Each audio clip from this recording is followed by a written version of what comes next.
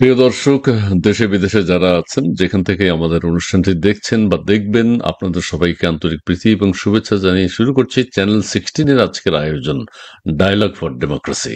আমাদের আজকের অতিথি হচ্ছেন আওয়ামী লীগ নেতা রাশেক রহমান। তিনি সবসময় কথা বলেন, যুক্তি দিয়ে কথা বলেন। আজকে আমরা তাকে যুক্ত করে নিতে চাই। আপনি কেমন আছেন? জি আছি ভালো। আপনারা কেমন আছেন? ভালো। জি জি, খুব ফ্রেশ লাগছে আপনাকে।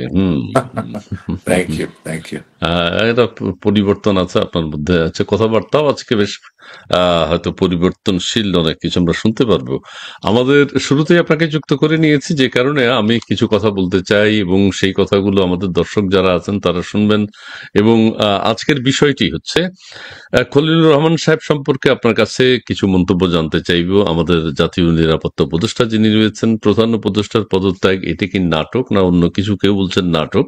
এটিএম আজাহারের খালাস এবং মুক্তি, ডিসেম্বরের মধ্যে নির্বাচন, এটি একটি মানে বহুল প্রচারিত শব্দ। ডিসেম্বর থেকে জুনের মধ্যে নির্বাচন, এটা প্রতিদিন উচ্চারিত হচ্ছে। জাপানে আমাদের প্রধান উপদেষ্টা তিনি আবারও বলেছেন বন্দর দিচ্ছেন, এদেশের মানুষকে বোকা ভাববেন না, এটা বলছেন মির্জা আব্বাস। আপনি সবকিছু নিয়েই কথা বলেছেন, শুধু নির্বাচনের রোডম্যাপ বাদে, এটা বলছেন মির্জা ফখরুল ইসলাম আলমগীর। বারবার যে উচ্চারিত শব্দটি সেটি হচ্ছে আমাদের আহ ডিসেম্বর থেকে জুনের মধ্যে নির্বাচন। আর হচ্ছে আমাদের ওবায়দুল কাদের সাহেব, আপনাদের নেতা, আওয়ামী লীগের সাধারণ সম্পাদক, তিনি একটা বক্তব্য দিয়েছেন, এটা বেশ আলোচনা এসছে। আবার কেউ কেউ বলছেন ইউনূস সাহেবের ব্যবসা বাণিজ্যের অনেক উন্নতি হয়েছে, সারা বাংলাদেশের বা দেশের মানুষের উন্নতি না হলেও, দেশে বিনিয়োগ না আসলেও আমাদের প্রধান উপদেষ্টার ব্যবসা বাণিজ্যে ব্যাপক উন্নতি হয়েছে। প্রিয় দর্শক, বিষয়গুলো আমি একটু বললাম, আপনি একটু শুনে নিলেন। আমাদের দর্শক মন্ডলী, আপনারা যে যেখান থেকে শুনতে পাচ্ছেন, আপনারা লাইভটি একটু শেয়ার করে দিবেন। আর আপনাদের কমেন্টস গুলো আমাদেরকে জানাবেন। আমাদের যে ব্রডকাস্ট ইঞ্জিনিয়ার আছেন, তিনি আপনাদের কমেন্টস গুলো দেখাবেন এবং সেই কমেন্টস গুলো নিয়েই আমরা আমাদের আজকের অতিথির সাথেও কথা বলবো। জি, আমাদের আজকের অতিথি হচ্ছেন আওয়ামী লীগ নেতা রাশেক রহমান। আপনাকে আবারও স্বাগত জানাচ্ছি। দর্শক মন্ডলী, আপনাদেরকেও স্বাগত। জি, প্রথম বক্তব্যটা আমরা যে শুরু করতে চাই সেটি হচ্ছে আমাদের জাতীয় নিরাপত্তা উপদেষ্টা। কেউ বলছেন যে তিনি মার্কিন নাগরিক, কেউ বলছেন তিনি রোজার রহমান নামে আসলে মার্কিন যুক্তরাষ্ট্রে ছিলেন, আছেন, পাসপোর্ট আছে তার। আবার তিনি বলছেন যে না, আমি এরকম কোনো কিছুতে নেই। আবার সেনাবাহিনী বা অন্যান্য বিশেষজ্ঞগণ বলছেন যে এরকম একজন অন্য দেশের নাগরিককে আমাদের জাতীয় নিরাপত্তা উপদেষ্টা করাটা ঠিক হয়নি, তার কাছে আমাদের গোয়েন্দা তথ্যগুলো প্রদান করা ঠিক হবে না। আপনার কাছে কি মনে হচ্ছে?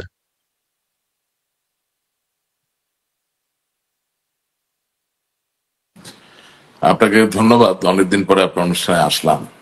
এখন ইসমাইল ভাই, প্রথম কথা হচ্ছে যে আপনি আমার রাজনৈতিক মতাদর্শ সম্বন্ধে জানেন এবং দর্শক শ্রোতা যারা আছেন তারাও খুব ওয়াকিবহাল। আমার মতাদর্শের জায়গায় কোন রকম কোনো কম্প্রোমাইজ না করে যেটা সত্য বলা উচিত সেটাই আমি বলবো। আর যেটুকু আমি কংক্রিট ভাবে জানি সেটার উপরেই কথা বলতে চাই। আপনি যেই আলাপটির অবতারণা ঘটিয়েছেন সেটার উত্তর হচ্ছে যে অবশ্যই বাংলাদেশ বলে কেন, যে কোনো দেশের জাতীয় নিরাপত্তা বিষয়ক উপদেষ্টা বা জাতীয় নিরাপত্তার দায়িত্বে যিনি থাকবেন তিনি কখনোই ওই দেশ ছাড়া অন্য কোনো দেশের নাগরিক হবেন বলে এটা আমি বিশ্বাস করি না এবং এটা বাঞ্ছনীয় নয়। জি এখন বাংলাদেশের ক্ষেত্রে কি হয়েছে পত্রপত্রিকায় এই ধরনের কোনো নিউজ আমি দেখিনি, তবে সোশ্যাল মিডিয়ায় আমি দেখেছি। এবং the problem with social media হচ্ছে যেটাকে ভ্যালিডেট করা খুব ডিফিকাল্ট। হাউএভার এখানে জাতীয় নিরাপত্তার দায়িত্বে যিনি আছেন তার থেকেও বড় আলাপের জায়গাটা হচ্ছে যেই সরকার আছে সেই সরকারটা কাছে আমাদের আশা আকাঙ্ক্ষা কি, বা আদৌ আমরা সেই সরকারটাকে বৈধ বা অবৈধ মনে করি কিনা। আর একটা জিনিস মনে রাখতে হবে যে যে কোনো সরকার গঠিত হওয়ার সময় তার নৈতিক জায়গা ঠিক আছে কি ঠিক নাই সেটা যেমন গুরুত্বপূর্ণ, ঠিক একইভাবে একটি সরকার গঠিত হয়ে যাওয়ার পরে তার যাত্রাটি নৈতিক কিনা বা তার অভিযাত্রায় নৈতিকতার ছটা আছে কিনা এটা তার থেকেও বেশি গুরুত্বপূর্ণ। সেই বিচারে গেলে আমি মনে করি যে শুধুমাত্র খলিলুর রহমান সাহেব সম্বন্ধে কথা না বলে সামগ্রিক যে উদ্ভূত পরিস্থিতি বাংলাদেশে সেটা খুব দুঃখজনক এবং অগ্রহণযোগ্য, সেটাই আমি মনে করি আলোকপাত করা উচিত। জি কারণ প্লিজ। ইট মারলে পাটকেলটি খেতে হয় এই কথা যেমন সত্য, আমি যদি এখন কোন মন্ত্রী পদমর্যাদার ব্যক্তি দ্বৈত নাগরিকত্ব নিয়ে কথা বলি, তাহলে দেখা যাবে আমাদের দলও এরকম অনেক ঘটনা অনেক সময় ঘটেছে, যেখানে দ্বৈত নাগরিকত্বের দায়ে আমাদের ঘনিষ্ঠজনদেরকে দায়ী করা যেতে পারে। সুতরাং ওই আলাপটাতে যে আমি আমার দুর্বলতার জায়গাকে আবার মানুষের হাতে তুলে দিতে চাই না। What I am trying to say, যে বর্তমান সরকারের কাছ থেকে এর আগেও আপনার অনুষ্ঠানে আমি এসে বলেছি যে যে কোনো এক প্রেক্ষাপটে হোক এই সরকারটা গঠিত হয়েছে, তার কাছ থেকে আমরা আশা করি সত্যের উদযাপন এবং নৈতিকতার উদযাপনের জায়গাটা সেটা একেবারে অনুপস্থিত। এটা আমি দ্ব্যর্থহীন কণ্ঠে বলতে পারি। আচ্ছা, তবে দেশবাসী আশা করেছিল যে আমাদের প্রধান উপদেষ্টা যিনি হয়েছেন তিনি একজন নোবেল লরিয়েট হিসেবে দেশের মানুষের শান্তির জন্য কাজ করবেন, দেশকে শান্তির পথে এগিয়ে নিয়ে যাবেন, কিন্তু আমি সেটা আমি না সেটাই আপনাকে বললাম। জি, আমি আপনাকে হ্যাঁ সেটাই সেটা বললাম। আপনি বলেছেন। জি জি, সেটাই আমি জনগণের, বললাম যে জি জি ধরেন মব ভায়োলেন্স, এটা এটা কে ক্ষমতা এটা বড় কথা নয়, আপনি মব ভায়োলেন্স হতে দিতে পারেন না, এটাই বড় কথা। জি আপনি জি আদালতে যাবেন, আত্মসমর্পণ করবেন, সেখানে আপনি নিরাপত্তার মধ্য দিয়েই আপনি আপনার আত্মপক্ষকে সমর্থন করবেন। তারপরে বিচারক মহোদয় যদি আপনাকে দায়ী মনে করেন, দোষী হবেন, আপনার সাজা হবে। কিন্তু এই যে নিরাপত্তার জায়গা, এটা বিধান করার দায়িত্ব সরকারের। এই জায়গাগুলো তো সম্পূর্ণভাবে ব্যর্থ। এবং আমি মনে করি টাকা পয়সার হিসাবে নিকাশের থেকে বড় কথা, বিনিয়োগের থেকেও বড় কথা, যে যখন কোন সরকার তার নাগরিক, সে যেই বিশ্বাসেরই বিশ্বাসী হোক, তিনি মুসলমান হোক, তিনি হিন্দু হোক, তিনি বৌদ্ধ হোক, তিনি খ্রিস্টান হোক, তিনি আওয়ামী লীগ করুন, বিএনপি করুন, জামাত করুন, জাতীয় পার্টি করুন, তাকে যদি সরকার নিজ হেফাজতে নিয়ে সুরক্ষা না দিতে পারে, তাহলে তার নৈতিক জায়গাটা সম্পূর্ণভাবে তিনি হারালেন। এখানে নোবেল প্রাইজও বড় কথা না, এখানে পুলিৎজারও বড় কথা না, এখানে ম্যাগাসেসেস যে পুরস্কার সেটাও বড় কথা নয়। তবে Whoever may be there, if you G claim G that you are the government, you are supposed to protect your people, and unfortunately, whether you like it or not, that protection is not there.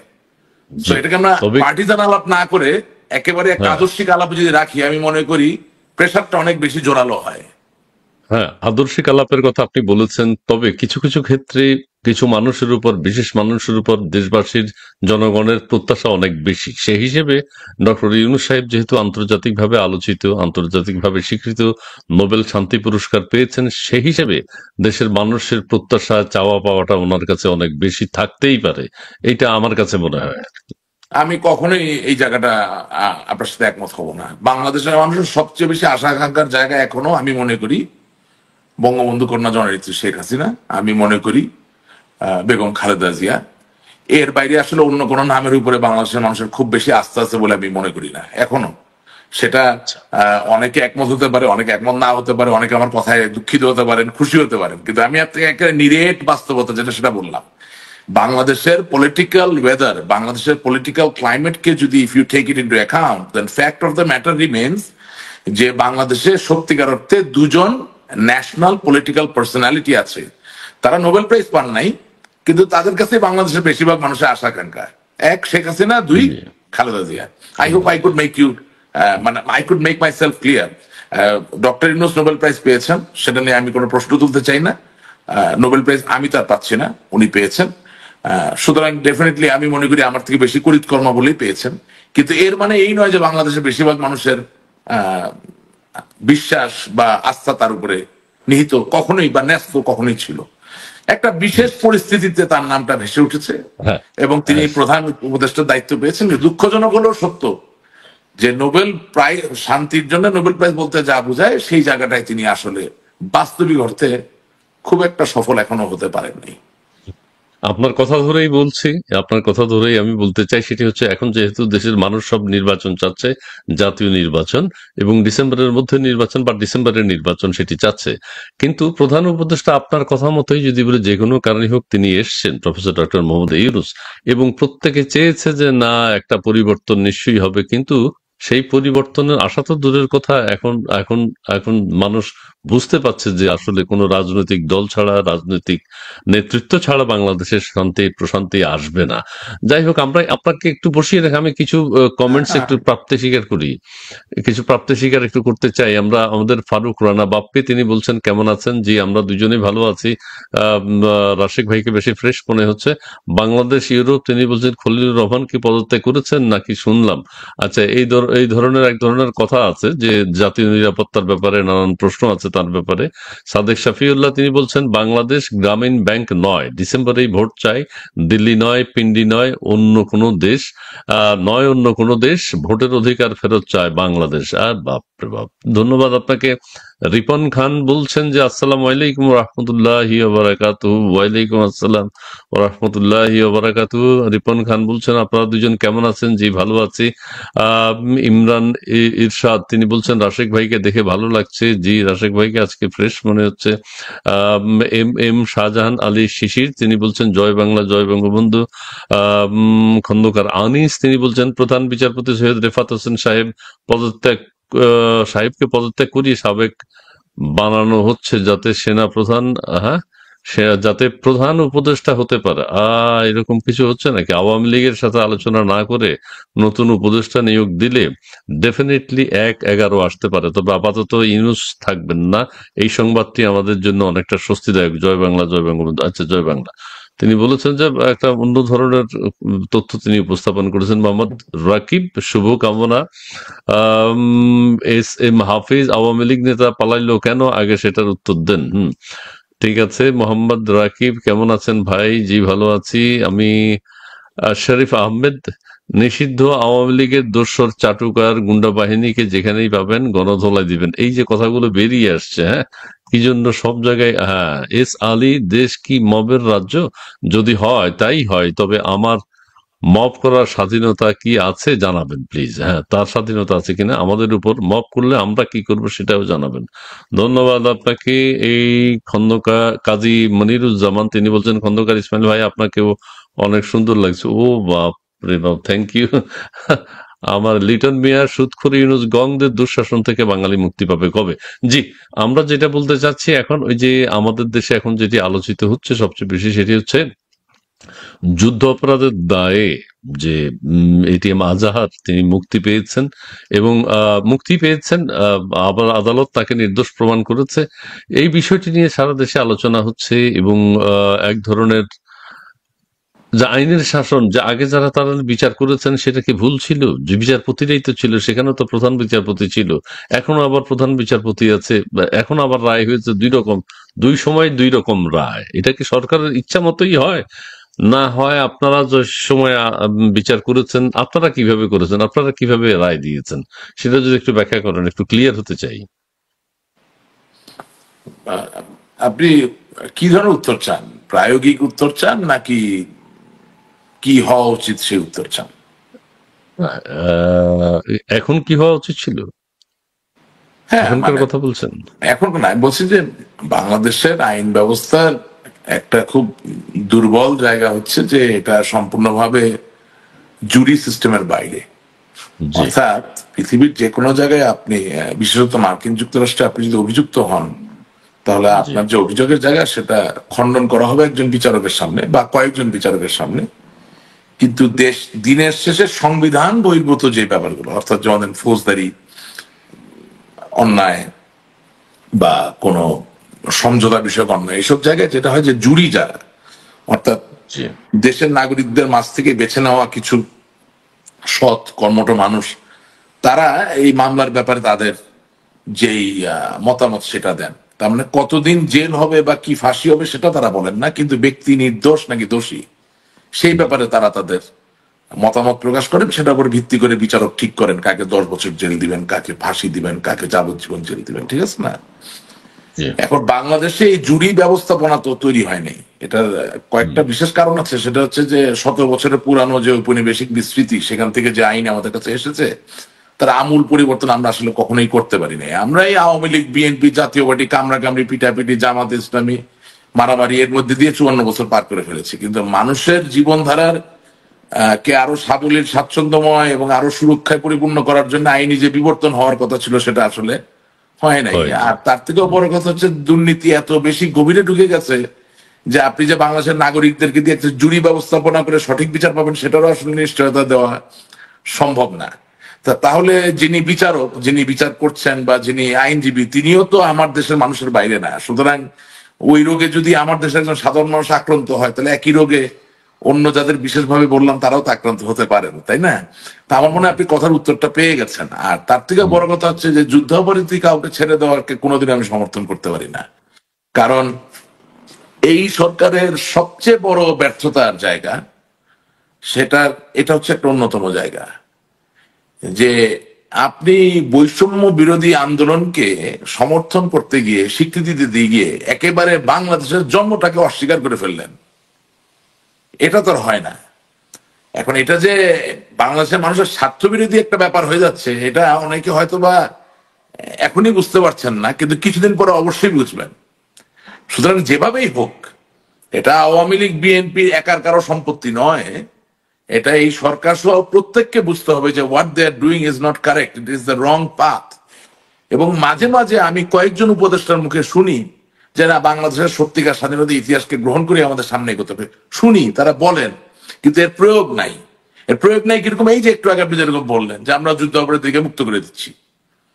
So আমি বিচারক নই, আমি আইনজীবী নই, আমি এখানে সাক্ষীও ছিলাম না। সুতরাং একেবারে বিচারিক ব্যাপারে, খুঁটিনাটি ব্যাপারে কথা বলার মতো শক্তি আমার নেই। আমি শুধু এতটুকু বলতে পারি যে যিনি সত্যি বাংলাদেশের স্বাধীনতার বিরোধিতা করেছেন তাকে যদি আমি উদযাপন করি, তাহলে বাংলাদেশের ভবিষ্যৎ কি? অবশ্যই সেটা ভালো না। তবে সেটা বলতে গেলে আবার এটাও বলতে হয় যে আমরা বাংলাদেশ আওয়ামী লীগ আজকে 9 মাস ধরে বলতে গেলে কেন্দ্রীয় নেতা, এমপি, মন্ত্রী যারাই ছিলেন সবাই দেশ ছাড়া। 9টা বছর ধরে কিন্তু আমরা আওয়ামী লীগের সাথে বাংলাদেশের সমাজ বিনির্মাণ, বাংলাদেশের রাজনীতি, বাংলাদেশের ইতিহাস ও মানুষের ভবিষ্যতের যে সংযোগের জায়গা, এটা এখনো স্থাপন করতে পারিনি। এটা স্থাপন করা দরকার। কারণ এটা না হলে যেটা হচ্ছে, ওই যেটা আপনাকে বললাম যে আওয়ামী লীগের একটা রাজনৈতিক সত্তা আছে অবশ্যই, এবং আওয়ামী লীগ যখন রাজনীতি করে তখন এর একটি অংশ যদি নির্বাচনে জয়ী হয়, গণতন্ত্রের একটা অন্যতম হাতিয়ার, সে সরকার গঠন করে। কিন্তু আওয়ামী লীগের একটা অংশ আছে যেটাকে কোনোদিন আপনি ভুল বলতে পারবেন না, যেটাকে আপনি কোনোদিন সরকার পরিচালনার সফলতা বা ব্যর্থতার সাথে সম্পর্কিত করতে পারবেন না। সেটা কি? সেটা হচ্ছে আওয়ামী লীগের সাথে বাংলাদেশের ইতিহাসের যে সংযোগের জায়গা, অর্থাৎ বঙ্গবন্ধু শেখ মুজিবুর রহমানের নেতৃত্বে আমাদের জাতীয় 4 নেতা, সৈয়দ নজরুল ইসলাম সাহেব, তাজউদ্দিন সাহেব, ক্যাপ্টেন মনসুর আলী সাহেব, কামরুজ্জামান সাহেব, ওনারা এবং আরো লক্ষ লক্ষ স্বাধীনতাকামী মানুষ, সবাই আওয়ামী লীগ করেছেন তা বলতে চাই না, কিন্তু লক্ষ লক্ষ স্বাধীনতাকামী মানুষ এবং তৎকালীন ইপিআর, পুলিশ, আনসারের বীর সেনানী যারা ছিলেন, তারা সকলে মিলেই তো দেশটা স্বাধীন করেছেন। সুতরাং ওই জায়গায় আপনি আজকের দিনে কাউকে দোষী করতে গিয়ে বা ক্ষমতার খেলা থেকে দূরে রাখার জন্য আপনি একবারে বাংলাদেশের পরিচয়টাকে বিলীন করে দিবেন, এটা খুব বিপজ্জনক একটা খেলা হচ্ছে। এবং আমার বিএনপি দলীয় সহ রাজনৈতিক কর্মী যারা আছেন তাদের বলতে চাই যে আপনারাও এই খেলায় বেশি তাল দিয়েন না।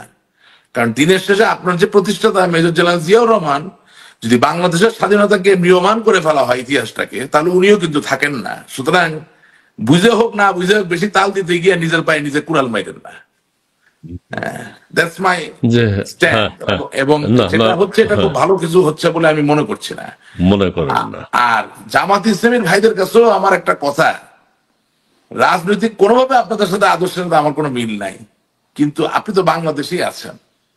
বাংলাদেশে এত বড় স্বাধীনতা যুদ্ধ হয়ে গেছে, যত চেষ্টাই আপনি করেন এই স্বাধীনতা যুদ্ধের গল্পটা আপনি কোনোদিন মুছতে পারবেন না। বাংলাদেশের ভিতরে মুছতে পারলেও বাংলাদেশের বাইরে তো মুছতে পারবেন না। সুতরাং আপনি ইসলাম ধর্মকে নিয়ে রাজনীতি করেন, আপনি আল্লাহর কথা বলে রাজনীতি করেন, সেটা যেমন মানুষের মন থেকে কেড়ে নেওয়া সম্ভব না, এটাই ইতিহাসে প্রমাণিত হয়েছে। পৃথিবীর কোথাও এটা সম্ভব হয় নাই। ঠিক একইভাবে বাংলাদেশের স্বাধীনতা যুদ্ধ হয়েছে, এটা স্বীকার করলে আপনার দল থাকবে না সেটাও তো না। এবং বেশিরভাগ লোক যারা আজকে জামাত ইসলামী করেন, আমি সোশ্যাল মিডিয়ায় বিশেষত যেটা দেখি, ধরেন আপনাদের যে আমির, তিনি নিজে বলছেন যে তিনি নাকি ছাত্রলীগ করতেন। এখন সেটা কি বঙ্গবন্ধুর ছাত্রলীগ করতেন না জাসদ ছাত্রলীগ করতেন আমি জানি না, বাট আমি ধরে নিলাম ওনার কথা সত্য, উনি করতেন। বয়স্ক মানুষ, মুরব্বী মানুষ, ওনাকে চ্যালেঞ্জ করার কোনো দরকার আমার নাই। এবং উনি নিজে বলছেন উনি একটি স্বাধীনতা যুদ্ধ কি বলে শহীদ পরিবারের সদস্য, তাই তো উনি বলেছেন, তাই না? If that is the case, then without any sheer doubt his statement should be যে বাংলাদেশ একটি রক্তক্ষয়ী স্বাধীনতা সংগ্রামের মধ্য দিয়ে স্বাধীনতা যুদ্ধে জয়ী হয়ে স্বাধীন হয়েছে। এই ন্যারেটিভটা পরিষ্কার করলে তো বাংলাদেশের নতুন জেনারেশনের সবার জন্য সহজ হয়ে যায়। এখন আই ডোন্ট নো জি কোথায় আপনারা আটকায় থাকতেছেন, কেন আটকায় থাকতে হচ্ছে, I gee have no idea, আমি বুঝতে পারি জি না।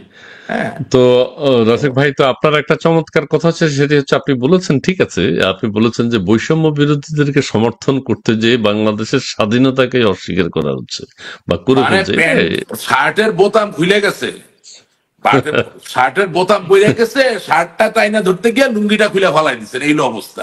বুঝলেন আমি কি বললাম? আচ্ছা আচ্ছা, ঠিক আছে ঠিক আছে। তবে এই যুদ্ধাপরাধীদের যে বিচার এবং আজহারের যে মুক্তি, এবং সেই বিষয়ে আমাদের আইন উপদেষ্টা তার সেই আনন্দ প্রকাশ করেছেন। তিনি তিনি একটা স্ট্যাটাস দিয়েছেন, তিনি খুব খুশি হয়েছেন। আইনের শাসন, আমি একটু শেষ করি, আইনের শাসন প্রতিষ্ঠিত হয়েছে, এবং তিনি, তার ব্যাপারে কিন্তু অনেক কথা আছে। তিনি ওই দেলোয়ার হোসেন সাইদী সাহেবকে কিন্তু রাজাকার হিসেবে প্রতিষ্ঠিত করেছেন, তিনি তার একটা লেখার মধ্য দিয়ে, বিচিত্রায়। তিনি কিন্তু ঘাতক দালাল নির্মূল কমিটির অন্যতম একজন সদস্য ছিলেন, সেই সদস্য ছিলেন। এখন না, তিনি আবার যুদ্ধাপরাধীদের বিচার চেয়েছেন গত 16 বছর, কিন্তু এখন তিনি সুক্রিয়া প্রকাশ করেছেন যে অত্যন্ত আনন্দিত, আইনের শাসন সুপ্রতিষ্ঠিত হয়েছে। জি বলুন। শুনেন, ব্যক্তি কেন্দ্রিক আলাপে গেলে তো আলাপ শেষ হবে না। আমি আপনাকে শুধু এতটুকু বলতে পারি, এই যে ঐতিহাসিক যে কর্মকাণ্ড নিয়ে আপনি আমার সাথে কথা বলছেন, জি সেটাকে নিয়ে একদিনের বিচারে যদি আপনি আপনার যথার্থতা প্রতিষ্ঠিত করতে যান, তাহলে আপনি পারবেন, আমিও এখন আপাতত পারবো, কিন্তু আসলে কোনো ফলাফল হবে না। কারণ আজকে এই সংকটটা তৈরি হয়েছে কেন দেখেন, স্বাধীনতা অমূল্য সম্পদ। স্বাধীনতার চেতনায় যে পুষ্ট, তার ওই চেতনা সে পৃথিবীতে বা দেশে ছড়িয়ে দিয়েই তো রাজনীতি করতে থাকবেন এবং বারবার ভালো ফলাফল করার কথা। কিন্তু যিনি বলছেন যে তিনি স্বাধীনতার পক্ষে, তিনি যদি আবার একজন মানুষের স্বাধীনতার বিপক্ষে কোনো কাজ করে বসে, তখন তার স্বাধীনতার চেতনা বিক্রি করার যে জায়গাটা, সেটা খুব দুর্বল হয়ে যায়, সেটার গ্রহণযোগ্যতা থাকে না। অত all I am trying to say, যে আসলে বাংলাদেশের বিচার ব্যবস্থাটাও যে আজকে এই একটা দুর্বল অবস্থা, যেখানে আমি ধরেন প্রোটেকশন পাচ্ছি না, আপনি পাচ্ছেন না, বা আরেকজন পাচ্ছে না, সেটার দায় ভাই কি শুধুমাত্র তুমি এই সরকারকে আপনি দিতে পারবেন একা? না, সেটা চলে এসছে ধারাবাহিক ভাবে আমাদের হ্যাঁ, দেশে। আমি আপনাকে আপনার অনুষ্ঠানে করজোরে যেটা বলতে চাই, যে আমরা তো আসলে আমাদের একটা চিন্তার জায়গা আছে, একটা বিশ্বাসের জায়গা আছে, যেটা আমি একটু টাচ করেছিলাম, বাট মাঝখানে ওই কমেন্ট গুলো পড়তে এটা হারিয়ে গেছে। আমি বলতে চাচ্ছি যে 9 মাস ধরে আমরা খুব ক্ষমতা কেন্দ্রিক আলাপ আলোচনা করছি। তো ব্যাপারটা হচ্ছে যে ক্ষমতায় তো যাবেন হয়তো, আবার যাবেন না, তাতে কি? তাতে কি আপনি দেশের মানুষকে তো ছেড়ে দিবেন না? দেশের মানুষের ভালো বা বাংলাদেশের ভালো চাওয়া তো বন্ধ করবেন না। সুতরাং হুম। আওয়ামী লীগের আসল যে রাজনীতির জায়গাটা, সেটা যদি আপনি এখন চর্চা করা শুরু না করেন, আলাপ করা শুরু না করেন, তাহলে দুদিন পরে আসলে আপনি দেখা যাবে বলবেন যে আহাজারি সাহেবকে, সরি আজহারি না, আজহারি সাহেবকে ছেড়ে দেওয়াটা সঠিক ছিল। আমি বলতে আজাদ চাচ্ছি আজাদ। যে 9 মাসে বাংলাদেশের অনেক সত্য হারিয়ে যাওয়ার উপক্রম হচ্ছে, এই কারণে যে যেই সত্যের কথাগুলো আমাদের বলার কথা জোরে সরে, আমরা সেই জায়গার থেকে সরে এসে আমরা এখন আছি ক্ষমতা কেন্দ্রিক আলাপের মধ্যে। বাট বিলিভ মি, আপনি যখন জনসাধারণের জন্য কাজ করবেন, তখন ক্ষমতা আপনার পায়ে এসে পড়বে ভাই, ক্ষমতা আপনার খোঁজা লাগবে না।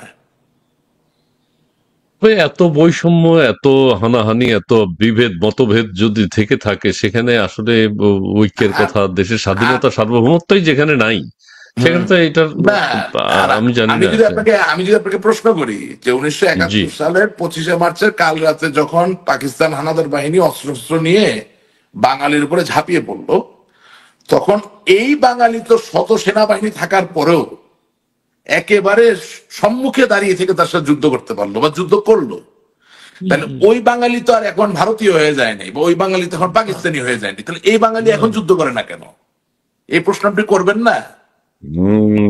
সোশ্যাল মিডিয়ার যুগ, আপনি এত কিছু বুঝাইতে পারতেছেন, এত কিছু বলতে পারতেছেন, সেম বাঙালি রুখে দাঁড়াচ্ছে না কেন তাহলে?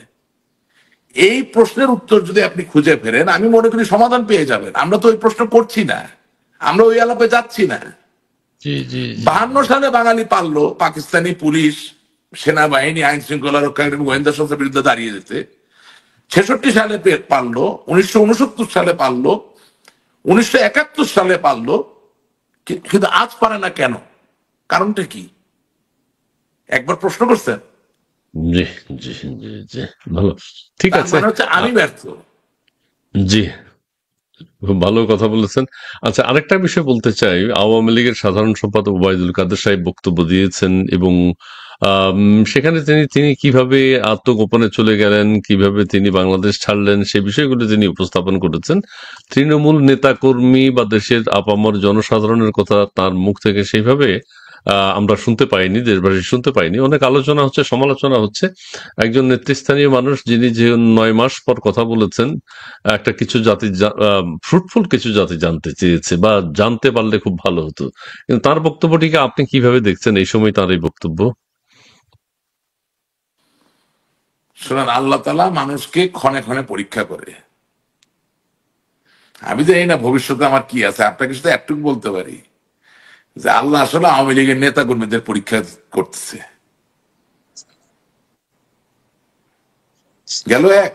আর দুই নাম্বার, জি। আপনি জানেন কথা বলছেন, তারে তো আমি নিজামুদ্দিন আউলিয়া কোন এক অলির সাথে তুলনা করি। সে তো মনুষ্য পর্যায়ে নেই, সে অন্য লেভেলে আছে।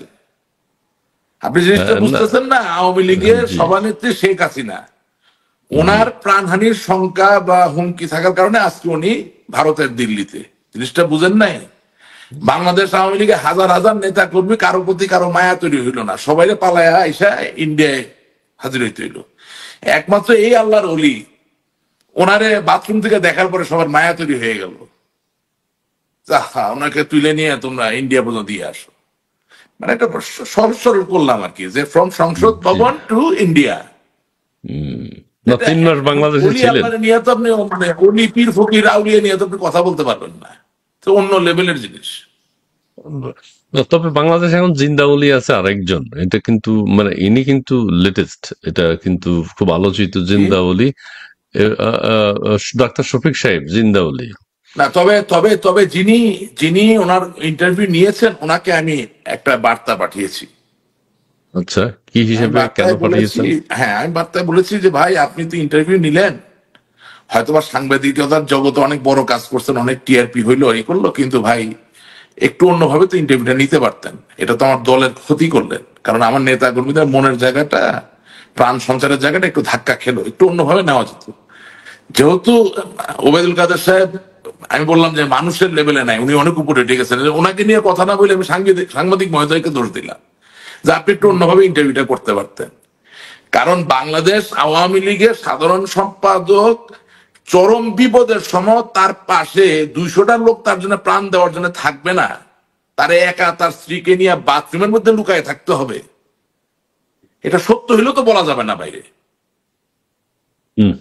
আচ্ছা, এখন কেউ কেউ বলছেন যে সাংবাদিকের কথা আপনি যেটা বললেন এটাও ট্রু। সাংবাদিক তাকে জিজ্ঞেস করছেন কিভাবে পালালেন, কিভাবে আত্মরক্ষা করলেন। এটার চেয়ে বড় কথা হলো বাংলাদেশের মানুষকে এখন কিভাবে দেখতে চান, কি করণীয় উচিত, দেশের মানুষের কি করণীয় উচিত, আওয়ামী লীগের তৃণমূল নেতা কর্মীরা কি করা উচিত। আবার কেউ কেউ বলছেন যে ওবায়দুল কাদের সাহেব এই কথাটা বলাটা ঠিক হয়নি, কিভাবে পালালেন, কিভাবে বাথরুমে ছিলেন। আমি এটা তো তো আপনাকে সেটাই একদম বললাম, নিম্ন। এটা বলতে হ্যাঁ, হলো, আমি তো আপনাকে এটাই বললাম। হ্যাঁ, সেটাই সেটাই সেটাই, মানে আরে আমি আপনি তো অন্যজনের কোনো কথা। দলের সাধারণ সম্পাদক না, হ্যাঁ, আপনিও বাথরুমে যদি পালান, তারপরে বলার আগে তো দুইবার চিন্তা করবেন যে কোথায় বলবেন, এই কখন বলবেন, কেন বলবেন। এটা বলবো হ্যাঁ, কিনা। তাহলে হুম, হুম, হুম। হ্যাঁ, তা আপনি বলবেন কিনা বলেন না। হ্যাঁ, হ্যাঁ, সেটাই সেটাই সেটাই জীবনে চিন্তা করতে। জীবনে আপনি যখন ছোট ছিলেন, জি। আপনার আম্মা আপনাকে বোকা দিছে না, মাইর দিতে গেছে না, দিছে দিছে। আমার আপনার গেছে না, তা আপনি আমি পালাইছি না গাছের পাশে, টেবিলের নিচে, বাথরুমে। আপনি কি হুম, বড় হুম, হইয়া হুম। কি গল্পে লিখছেন নাকি এটা? না না না, লিখি তাহলে নাই। সব কথা কি লেখেন, সব কথা কি বলেন? হ্যাঁ, এটা নিয়ে কথা আপনার হচ্ছে আম্মার যে। জন্য আপনি জান দিতে পারেন, এটা কথা কথা বলতে, আমি তো আমার আম্মার জন্য জান দিতে পারি, তা আপনার আম্মা কোনো রাগ হুম, করে বলে নাই একটু, ওই যে বাঙালি প্রচলিত যে গালিগুলা ধরেন, এটা রাগ করে দিয়ে ফেলছে তো। আপনি তোর কোনদিন কিচ্ছু স্মৃতি হবে না। স্মরণে বই লিখবেন যে আমার আম্মা আমাকে এই নাম ধরে গালি দিল, না আহা হা, না শুনে আমার মধুর মতো লাগলো, বলবেন নাকি আপনি? না না না না। তো পিক এন্ড চুজ এর ব্যাপার থাকবে না। অবশ্যই অবশ্যই। তারপরে লাইভ বক্তব্য ওনার আমরা শুনেছি, ওই লাইভ বক্তব্যে যিনি সাংবাদিক, যেই সাংবাদিক প্রশ্ন করেছেন তারও কিন্তু একই উদ্দেশ্য, আপনি যেটা বললেন একই রকম না একই না, ধরনের উদ্দেশ্য কথা কিছু না জিজ্ঞেস। তো, উদ্দেশ্য কিছু না, যেসব কথাবার্তা আমরা বিতর্কিত হয়েছি, আবার নতুন করে এন্টারটেনমেন্ট শুরু হইলো। আওয়ামী লীগের আসল অভিযাত্রা, আসল সংগ্রাম বাদ দিয়ে এখন একটা নতুন এন্টারটেনমেন্ট চ্যানেল খোলা যাবে। আপনি আপনি কিভাবে বললেন যে আমি যা করছি আমি সব জননেত্রী শেখ হাসিনার কথাই করছি? সত্য হইলে এটা তো ঠিক বলতে পারেন হয়নি। না। আপনার তো অনুষ্ঠানে যে আমি বললাম যে সানাউল টাঙ্গাইলে সানাউলের এমপি কে থাপড়াইলো দিনের বেলা টাঙ্গাইলে, উনি এটা কি শেখ হাসিনার আচ্ছা কথা? উনি একজন সংসদকে থাপড়াইছে? হ্যাঁ, রেলের একজন আচ্ছা, এই কথা কর্মচারীকে গিয়ে থাপড়াইলো, এটা কি শেখ হাসিনার কথা উনি থাপড়াইছে? এটা বলতে চায় উনি? আহ এটা হ্যাঁ, তো বিতর্কিত কথা, বিতর্কিত কথা। কেন ঠিকই এই কথা ঠিকই বলবেন? ঠিকই। যদি আমি ধরেও নেই যে শেখ হাসিনা বলছে, কিসের জন্য উনি বলবেন এই কথাটা? উনি আজ পর্যন্ত যতজন লোকের সাথে পার্টি করছে খারাপ ব্যবহার করছে, উনি শেখ হাসিনার কথা খারাপ ব্যবহার করছে?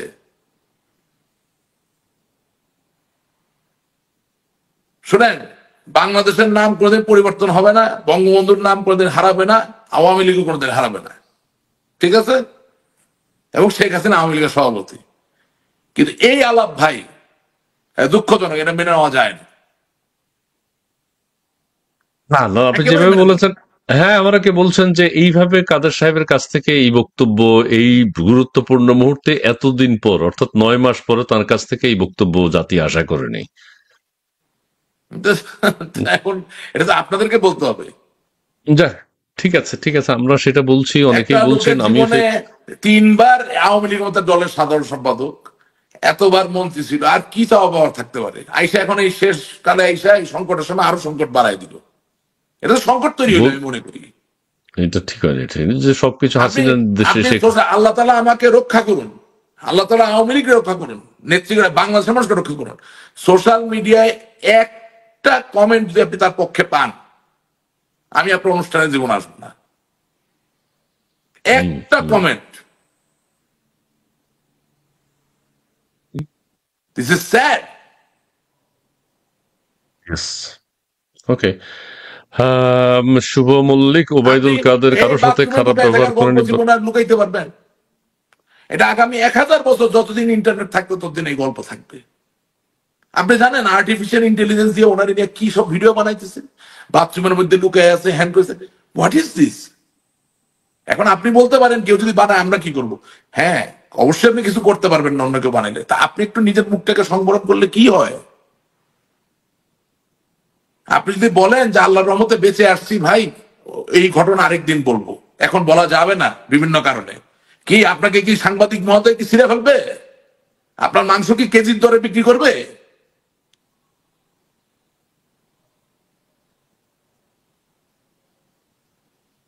আচ্ছা ঠিক আছে, আমরা এই আলোচনা থেকে আর অন্যদিকে আর যাই এখন। সমন্বয়কারীরা ওনারে দেখা সমবেতী হইলেন, আওয়ামী লীগ আর কাউকে দেখা সমবেতী হইল না।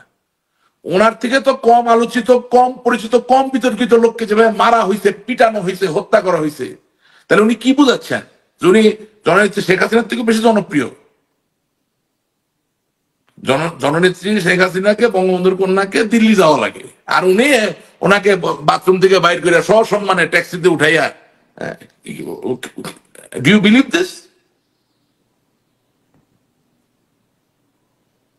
আচ্ছা ঠিক আছে, অনেক কথাই বলা যাবে, অনেক কথাই বলা হয়েছে, অনেক কথাই মানুষ ভাবছে কেন তিনি এই কথা বললেন, কেন তিনি 9 মাস পরে একটা গুরুত্বপূর্ণ মেসেজ দেওয়া উচিত ছিল, সেই বিষয়টি জনগণ প্রত্যাশা আপনার এই করেছিল, কিন্তু সেটা অনুষ্ঠানটা কিন্তু পায়নি। 100% নিরপেক্ষ অনুষ্ঠান না, যেহেতু স্বাধীনতা সপক্ষের অনুষ্ঠান।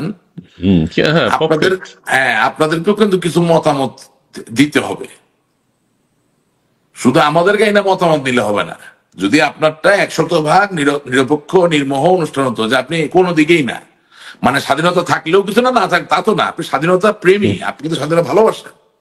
আমি বলবো না আপনি আওয়ামী লীগ করেন, আমি আপনার ভিতরে স্বাধীনতার যে চেতনা দেখেছি, একটা শান্তির জায়গা খুঁজে পাই, যে যত দূরেই থাকেন, যেভাবে থাকেন, বাংলাদেশের স্বাধীনতার যে ইতিহাসটা, যে সত্যিকার যে পরিস্থিতি, সেটা তুলে ধরতে চান। তা আপনাদেরকে তো আপনাদের মতামত দিতে হবে।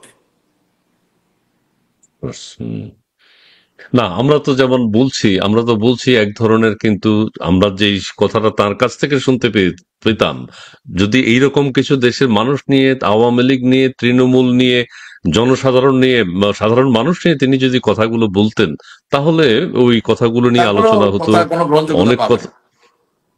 আচ্ছা আচ্ছা ঠিক আছে, আমরা এখন অন্য প্রসঙ্গে যাই। বাংলাদেশে সবচেয়ে বেশি উচ্চারিত একটি শব্দ হচ্ছে ডিসেম্বর অথবা জুনের মধ্যে নির্বাচন হবে, ডিসেম্বর অথবা জুনে, অথবা ডিসেম্বর থেকে জুনের মধ্যে নির্বাচন হবে।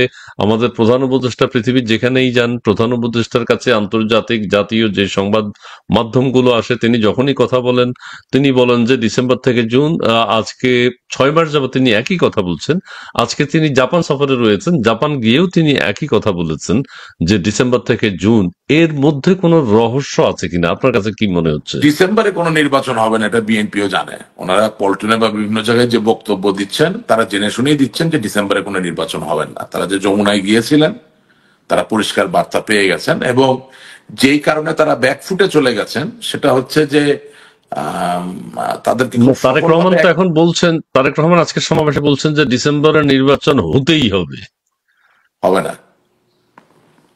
আচ্ছা, আমি বলি, আচ্ছা, আমি যে ন্যারেটিভটা ওনারা প্রতিষ্ঠিত করেছেন সেটা হচ্ছে যে যদি নির্বাচনে আওয়ামী লীগকে ছাড়া নির্বাচন না দেওয়া যায় তাহলে দুর্ঘটনা ঘটতে পারে। ওনারা এই দুর্ঘটনা গ্রহণ করতে চান কিনা, এবং যেই সিনিয়র নেতারা এই আলাপের ভিতরে আছেন বা ছিলেন বা থাকবেন, তারা কেউই এই ধরনের কোনো দুর্ঘটনার মুখোমুখি হতে চান না। কারণ এটা তো বাস্তব যে আপনার কাছে এখন যে অপশন গুলো আছে, এই অপশন গুলো তো মানুষের কাছে খুব যে গ্রহণযোগ্য অপশন তা না। They are not doing a good job. প্রত্যেকটা জায়গায় যে চাঁদাবাজি চলছে, প্রত্যেকটা জায়গায় মব জাস্টিস চলছে, প্রত্যেকটা অন্যায় চলছে, ঠিক আছে? এটা খুব বেশি এর বিস্তৃতি ঘটনা বা ইলাবোরেট করার দরকার নেই, দর্শকরা জানেন, আপনিও জানেন। এখন যেটা হচ্ছে যে যেই প্রক্রিয়ায় আপনি আওয়ামী লীগকে নিষিদ্ধ করেছেন, ওখানে যেটা থেমে থাকছে না। অর্থাৎ যাদেরকে আওয়ামী লীগ করা, যাদেরকে আপনি চান না যে নির্বাচন করুক, তাদেরকে স্বতন্ত্র বা অন্য কোনো উপায়ও যদি আপনার থামাতে হয়, তাহলে তো কিছু বিচারিক প্রক্রিয়া আপনাকে শেষ করে তারপরে নির্বাচনে যেতে হবে, এবং এটা ডিসেম্বরের মধ্যে শেষ করা সম্ভব না। আর একটা কথা আপনাকে আমি বলতে চাই যে আওয়ামী লীগকে নিষিদ্ধ করার প্রক্রিয়াটাও সঠিক নাই, ওটা তো ত্রুটি আছে। আপনি যে প্রশ্ন করেন কিভাবে, স্থানীয় সরকার নির্বাচনী অ্যাক্ট, যেটার অধীনে স্থানীয় সরকার নির্বাচন হয়, সেখানে প্রতীকের রাজনৈতিক সংশ্লিষ্টতাকে স্বীকৃতি দিয়েই ওই নির্বাচন পরিচালিত হয়। অর্থাৎ বাংলাদেশের এখন হাজার হাজার ইউনিয়ন পরিষদের যারা চেয়ারম্যান আছেন, তারা কিন্তু দলীয় প্রতীক থেকে নির্বাচিত চেয়ারম্যান। সুতরাং স্থানীয় সরকারে আপনি আওয়ামী লীগের প্রতীক ভ্যালিড রেখে দিলেন, রেখে দিয়ে আপনি জাতীয় নির্বাচনে বলতেছেন আওয়ামী লীগ নিষিদ্ধ বিচার না হওয়া পর্যন্ত। I am sorry, law doesn't permit that. Law is either or, either or, দুটোকে মাখিয়ে ঝালমুড়ি বানানোর কোন সুযোগ আইনে নাই। সুতরাং স্থানীয় সরকারে কেরানীগঞ্জের সব চেয়ারম্যান, ইউনিয়ন পরিষদের চেয়ারম্যানরা নৌকা মার্কা নিয়ে নির্বাচিত এবং চেয়ারম্যানের দায়িত্ব পালন করবেন, কিন্তু জাতীয় নির্বাচনের ক্ষেত্রে আওয়ামী লীগ নামের দলটি নিষিদ্ধ। নিষিদ্ধ এই আইন হয় না। কন্ট্রাডিকশন। আপনি ইশরাককে যে মেয়র হিসেবে স্বীকৃতি দিতে চাচ্ছেন বাই দ্য কোর্ট, মানে নির্বাচন কমিশনের যিনি, সেখানে প্রতিদ্বন্দ্বী কে ছিলেন যাকে আপনি বাতিল করলেন? নৌকা মার্কা ছিলেন। তো যদি নির্বাচন চলাকালীন সময় একটা নিবন্ধিত দল বাতিলই হয়ে যায়, তাইলে ওই নির্বাচনের পরে কে মেয়র হবে বা হবে না সে প্রশ্নই তো উঠে না। তাহলে চট্টগ্রামের যিনি মেয়র, ঠিক একইভাবে বর্তমানে ঢাকার যিনি মেয়র হতে চাচ্ছেন ইশরাক সাহেব, তার দাবিটাও তো তাহলে ফিউটাইল। সুতরাং দ্য এক্সারসাইজ ইজ ফল্টি। যেই আয়োজনটা তারা করেছেন এটা ত্রুটিপূর্ণ। এটা এটা এই সরকারের ভিতরে যারা আছেন তারা জানেন, এমনকি আমাদের বিরোধী রাজনীতি করেন কিন্তু প্রজ্ঞাবান প্রাজ্ঞ তারাও জানেন। সুতরাং এই সব কিছুকে টু টাই অল দ্য নটস, সব গিট ঠিক মতো বেঁধে জিনিসটা করতে গেলে ডিসেম্বরের মধ্যে আপনি পারবেন না। জুনের মধ্যে কি হবে? হ্যাঁ, জুনের মধ্যে কি? জুনের মধ্যে হবে? জুনের মধ্যেও তো সংখ্যা আছে। জুনের ভিতরে মাস নির্বাচন হবে না, যদি বলা হয় যে সংস্কার শেষ করবো, বিচার কার্যক্রম শেষ করবো, যেভাবে কথা উঠছে, সেই ক্ষেত্রে কি সম্ভব? এটা জুনের ভিতরে হয়ে যাবে। সংস্কারও আমি যেটা আমার কাছে যেটুকু খবর আসে, যে মৌলিক সংস্কার গুলো করতে যাচ্ছে সেটা অধ্যাদেশ জারি করে জুনের ভিতরে করে ফেলবে। আচ্ছা, যদি তাই হয়ে থাকে তাহলে ভালো। দেশের মানুষ একটা সাধারণ নির্বাচনে, জাতীয় নির্বাচনে অংশগ্রহণ করবে, সেটাকে উইদাউট আওয়ামী লীগ। হ্যাঁ, তবে ভাই একটা কথা বলি, মানে আমার ব্যক্তিগত কথা, এটা আমি এই সরকারকে সমর্থন করে কথাটা বলছি না, তবে উপসর্গ যা দেখি তাতে করে রাজনৈতিক নির্বাচন হলেও দেশের মানুষের ভাগ্যের খুব পরিবর্তন হবে তা না, কলিমের জায়গায় থাকবে।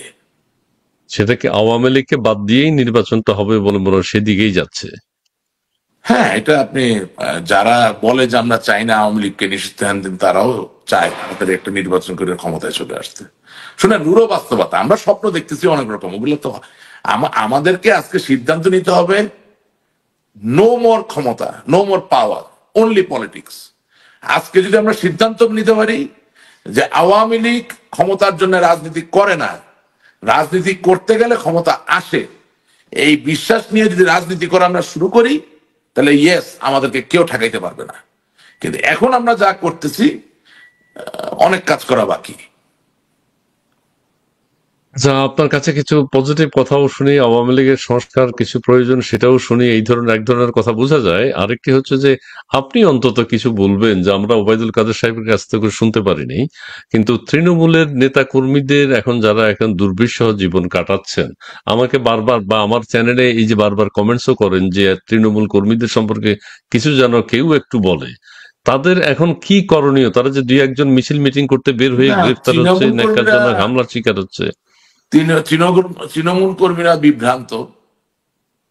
জি। কারণ উদাহরণস্বরূপ বলা যেতে পারে যে কে কখন কোথা থেকে বক্তব্য দিচ্ছেন, এটা তারা নিজেরাও বুঝতে পারতেছেন না। আচ্ছা অর্থাৎ দলের কোনো নির্দিষ্ট মুখপাত্র নাই। আচ্ছা, সেই ক্ষেত্রে কি করণীয়? এইটাও তো এটা সত্য, মানে অবশ্যই কে বলবেন গত 9 মাসে কিন্তু অবশ্যই বাংলাদেশের ভিতরে আপনাকে একজন মুখপাত্র দিতে হবে, আপনার ভালো লাগুক বা না লাগুক, অবশ্যই দিতে হবে, দায়িত্ব দিতে হবে। মুখপাত্র। দায়িত্ব আরেক জিনিস, আমি দায়িত্বের কথা পরে যাচ্ছি, মুখপাত্র একজন আপনাকে দিতে হবে। ইয়েস। আপনার ভালো আপনি এত চিন্তিত যে আপনার নেতা কর্মী জেলে চলে যায়, তাহলে আর আপনি এই কর্মসূচিগুলো নেন কেন? এমন লোক আওয়ামী লীগের আছে বাংলাদেশে যারা জেলে যাওয়ার ভয় না পেয়ে আওয়ামী লীগের মুখপাত্রের দায়িত্ব পালন করতে চায়। সে মুখপাত্র হওয়ার পরে তারা যদি অ্যারেস্ট করে, আমি আরেকজনকে মুখপাত্র বানাবো। That's how it will be. আপনার গান্ধীজির ঘটনা মনে আছে, ওই যে লবণ তুলতে গেছিল সাগর পারে, তো যখন ব্রিটিশ সরকারের ঔপনিবেশিক শক্তির পুলিশেরা লাঠি নিয়ে দাঁড়াইছে যে না তোমাকে লবণ তুলতে দিব না, তখন তারা পাঁচজন করে পুলিশের দিকে আগায়, 5টার মাথায় বাড়ি মারে, ওদেরকে সরায় নেয় মহিলারা, মানে চিকিৎসা দেওয়ার জন্য। আবার 5জন আসে, সারাদিন ধরে যাচ্ছে, মাথায় বাড়ি খাচ্ছে। কিছুক্ষণ পরে ব্রিটিশ ভাইসরয় জিজ্ঞেস করলো যে এটা কি ঘটনা, লবণে কয় টাকা আসে? এটা বলছে না হুজুর, এটা লবণ না, এটা আপনাকে এবং ইংরেজ মানে রানীকে অবজ্ঞা করার প্রতীকী আন্দোলন। অর্থাৎ ভারতের লবণের উপরে শুধুমাত্র ইংরেজ সরকারের অধিকার ছিল, সে অধিকার সে ভেঙে দিল। কয় টাকা আপনি ক্ষতি হবে এটা বড় কথা না, সে আপনাকে কোনো পাত্তা দেয় না, আপনি কিচ্ছু না। The British queen, the queen of the British empire is nothing in India. That's what Mohandas K. Gandhi, Karamchand Gandhi established by doing that. তো যখন আপনি আওয়ামী লীগের একজন মুখপাত্র বাংলাদেশে দিবেন, বাংলাদেশের মধ্যে সে অ্যারেস্ট হবে, তারপর আরেকজন দিবেন, সে অ্যারেস্ট হবে, আরেকজন দিবেন, দিতে থাকবেন। That is politics. আমি মইরা যাবো, ভাইঙ্গা যাবো, জেলে যাবো, কিন্তু আমার মুখ তুমি বন্ধ করতে পারবা না। আওয়ামী লীগের একটা মুখ না, আওয়ামী লীগের লক্ষ মুখ, কোটি মুখ। আমরা দেই না এখন মুখপাত্র। আপনি আপনার মুখপাত্র সিয়েটল থেকে কথা বলে, আপনার মুখপাত্র ওয়াশিংটন থেকে কথা বলে, আপনার মুখপাত্র কলকাতা থেকে কথা বলে, আপনার মুখপাত্র লন্ডন থেকে কথা বলে। নো, আই এম সরি, বাংলাদেশের মধ্যে মুখপাত্র দিতে হবে। মুখপাত্র কি স্পেসিফিক আসলে কেউ আছে যে যার কথা লোকজন শুনে, আওয়ামী লীগের নেতা কর্মীরা শুনবে সেরকম তো? আমরা তো নতুন প্রজন্ম, আমি আসলে নতুন প্রজন্ম এখন কতদিন এইভাবে থাকবে বুঝতে পারতেছি না, তবে আমাদের হিসাবে তো এমন লোক আছে যিনি আওয়ামী লীগের জন্য প্রাণ দিতে প্রস্তুত, শিক্ষিত এবং গ্রহণযোগ্য, বাংলাদেশের ভিতরে আছে এবং করতে চায়, রিস্ক নিতে চায়, ঝুঁকি নিতে চায়, কোনো অসুবিধা নেই। বাট আমি জানি না কোন এক রহস্যজনক কারণে। তবে এটা আপনি যেটা বললেন, আপনারা কি এরকম কোনো কথা বলছেন আপনাদের ফোরামে আওয়ামী লীগের নেতৃত্বের আমাদের সাথে কোনো কোনো ফোরাম নাই ভাই, 9 মাসের আলোচনা হয়? কোনো ফোরাম নেই, এগুলো কোনো ফোরাম না। এখানে টেলিগ্রাম কতগুলো গ্রুপ আছে, এখানে বললে বলে আপনার হুকুমের অপেক্ষা আছি, আপনি হুকুম দিলে নেমে যাবো, আপনি শুধু একবার হুকুম দিয়ে দেখেন কি করি। তো নেতৃত্ব হুকুম অনেকবারই দিছে, কিছুই তো করে না, কেউ তো নামে না। কতগুলা তেলবাজ লোক, মানে বিনা পয়সায় তেল দেওয়ার একটা কালচার তৈরি হয়েছে না, কতগুলা তেলবাজ লোক এগুলোর মধ্যে ঢুকে বসে আছে। চিন্তার বিষয়। এর এই তো যে একটা আজকে তো পরিবর্তন গোলাম দরকার। রব্বানী, এই যে সাবেক ছাত্রলীগের সেক্রেটারি, ও হ্যাঁ, দেখি সাহস করে একটা কথা বলে ফেলছে, আমি বুঝলাম না এত সাহস কোথার থেকে পাইলো। লেগে বলছে যে যেই দলের সভানেত্রীকে মানুষ আপা ডাকে, ফুফু ডাকে, সেই দলের সাধারণ সম্পাদককে স্যার ডাকতে হবে কেন?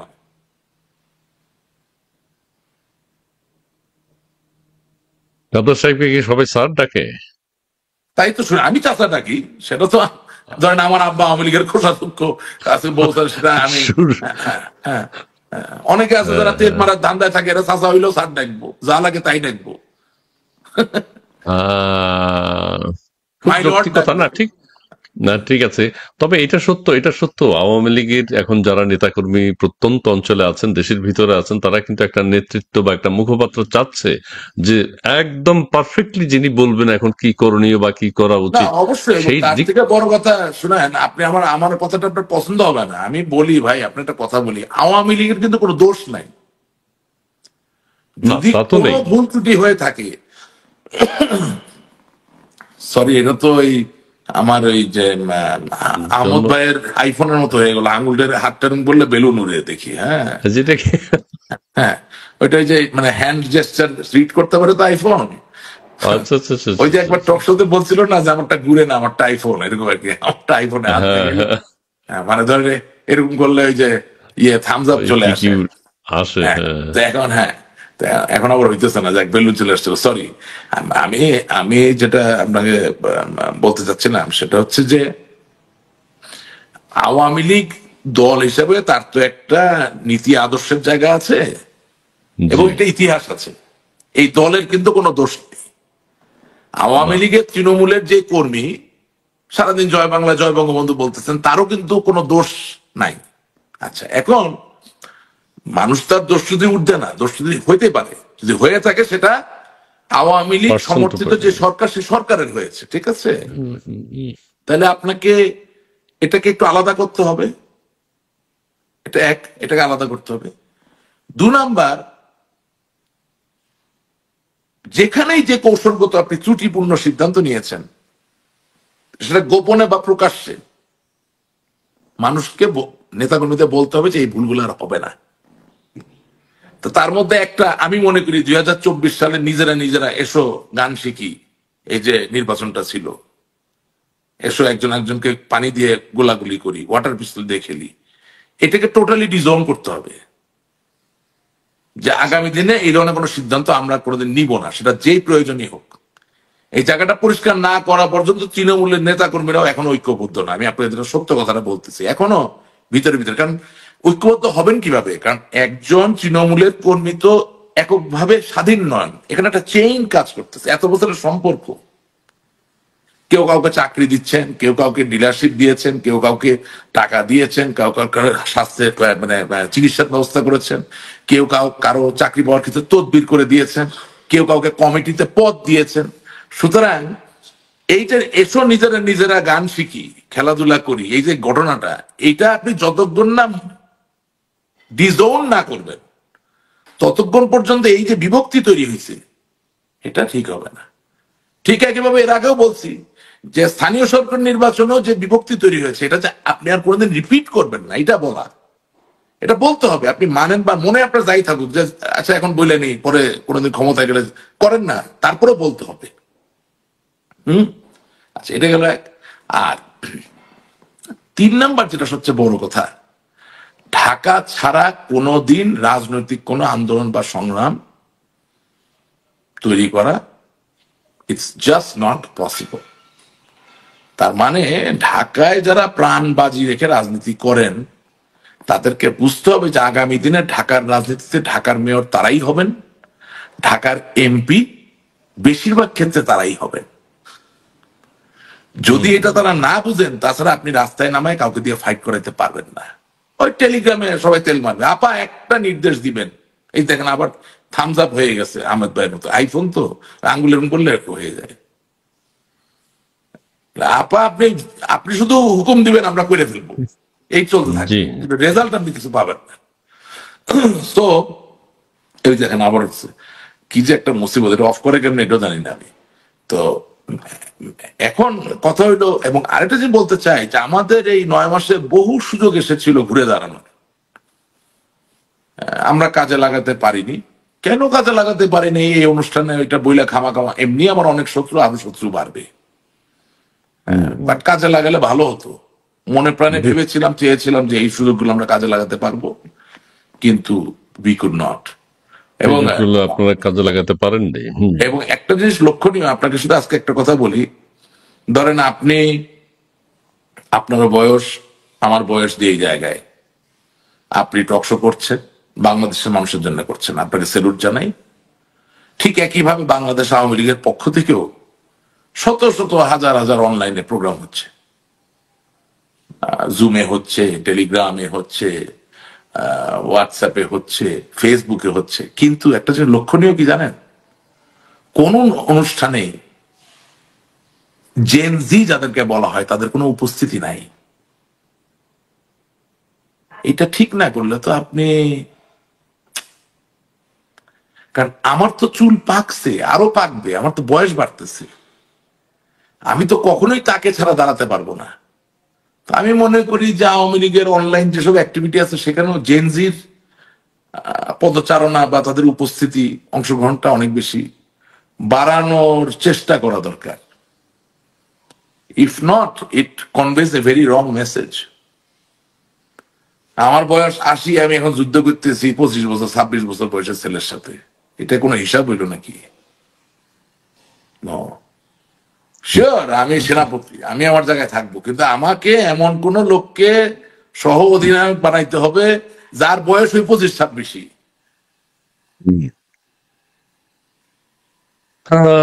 রাশেক ভাই, অনেক আমাদের কথা হলো। ফজলুর রহমান সাহেব এত ভালো কথা বলে, আগে আমাদের ছাত্রলীগের সম্মানিত সভাপতি ছিলেন, সাধারণ সম্পাদক সভাপতি ছিলেন, ছিলেন, হ্যাঁ। এমপি ছিলেন, হ্যাঁ, আমার বাবার সাথে ছিল, মারাত্মক কথা বলেন। আমি বিমোহিত হয়েছি এই কথা শুনে। আজকে তাকে তো আমরা আমাদের দলে রাখতে পারিনি, এখন বিএনপিতে বেগম খালেদা জিয়ার উপদেষ্টা হয়ে গেছে। এখন এই এত বয়সে উনি টক শোতে যান, প্রতিটা কথা প্রাসঙ্গিক বলেন, যুক্তিসঙ্গত কথা বলেন, কিন্তু এই ধরেন জেনজির কাছে প্রায় আমি দেখি অপদস্থ হইতে হয়, অপমানিত হয়ে যেতে হয়। তার মানে কি? তার মানে নতুনকে সুযোগ দিতে হবে। সবসময় সব কথা নিজেরা বলতে পারবেন না। জি জি জি। আপনি এবার রাগ করলেন নাকি আমার কথায়? না না, আমি রাগ করি না। আমারও জেনজির বয়স নেই, আমিও শেষ হয়ে গেছি, ঠিক আছে। জেনজি জেনজি আমরা দুই একটা, ওই যে দিলীপ কুমার, জেনজি তো ছাত্রলীগ, তারা আছে তো, ছাত্রলীগ কই? এই যে আরেকজন যৌক্তিক প্রশ্ন না, করেছেন, ওদের ওদের টাকলু। অংশগ্রহণটা বেশি দেখা যাচ্ছে না, এটা বললাম, ওটা বাড়াতে হবে। সেটাই আপনি পারভেজ। অন গ্রাউন্ড যখন রাজনীতি করতে যাবেন, এটা জেদের বিষয় না, জি তখনও নিরাপত্তার প্রয়োজন আছে। আপনি যত বড় বীর বাহাদুরি হন, জি চা বাবাজের কথা শোনার সময় নেই। জি অন গ্রাউন্ড রাজনীতি করার নিরাপত্তা, রাজনীতি করার গতিশীলতা, রাজনীতি করার ক্ষিপ্রতা, রাজনীতি করার তীব্রতা, এটাকে বজায় রাখতে হইলে নতুন প্রজন্মের কোনো বিকল্প নাই। যারা এটা মানে নাই। না, তাদের রাজনীতি নিয়ে কথা বলার কোনো দরকার আছে বলে আমি মনে করি না। ওকে ওকে ওকে, আমরা ঠিক আছে, আমরা শেষের দিকে চলে এসেছি। পারভেজ আলম, টাকলুর মাথায় হেডফোন, যে টাকলু বলে যদি আপনার শান্তি লাগে বলুন, অসুবিধা নেই। আর হচ্ছে যে, হ্যাঁ, ইফতেখার জাবের হাসিনাবিহীন আওয়ামী লীগ ফিরে আসবে, তবে তবে কি সেটা বলতেন পিয়ালিয়া লায়লা, তিনি বলেছেন please don't bring to your show anymore. আচ্ছা ঠিক আছে, আপনাকে ধন্যবাদ। ইফতেখার জাবের হাসিনাবিহীন, হ্যাঁ, কাকে ব্রিং টু ইউর শোকে? কি বললো ওই যে এনিমোর, আচ্ছা, অনুষ্ঠান মনে দেখতে চায় না, ঠিক আছে।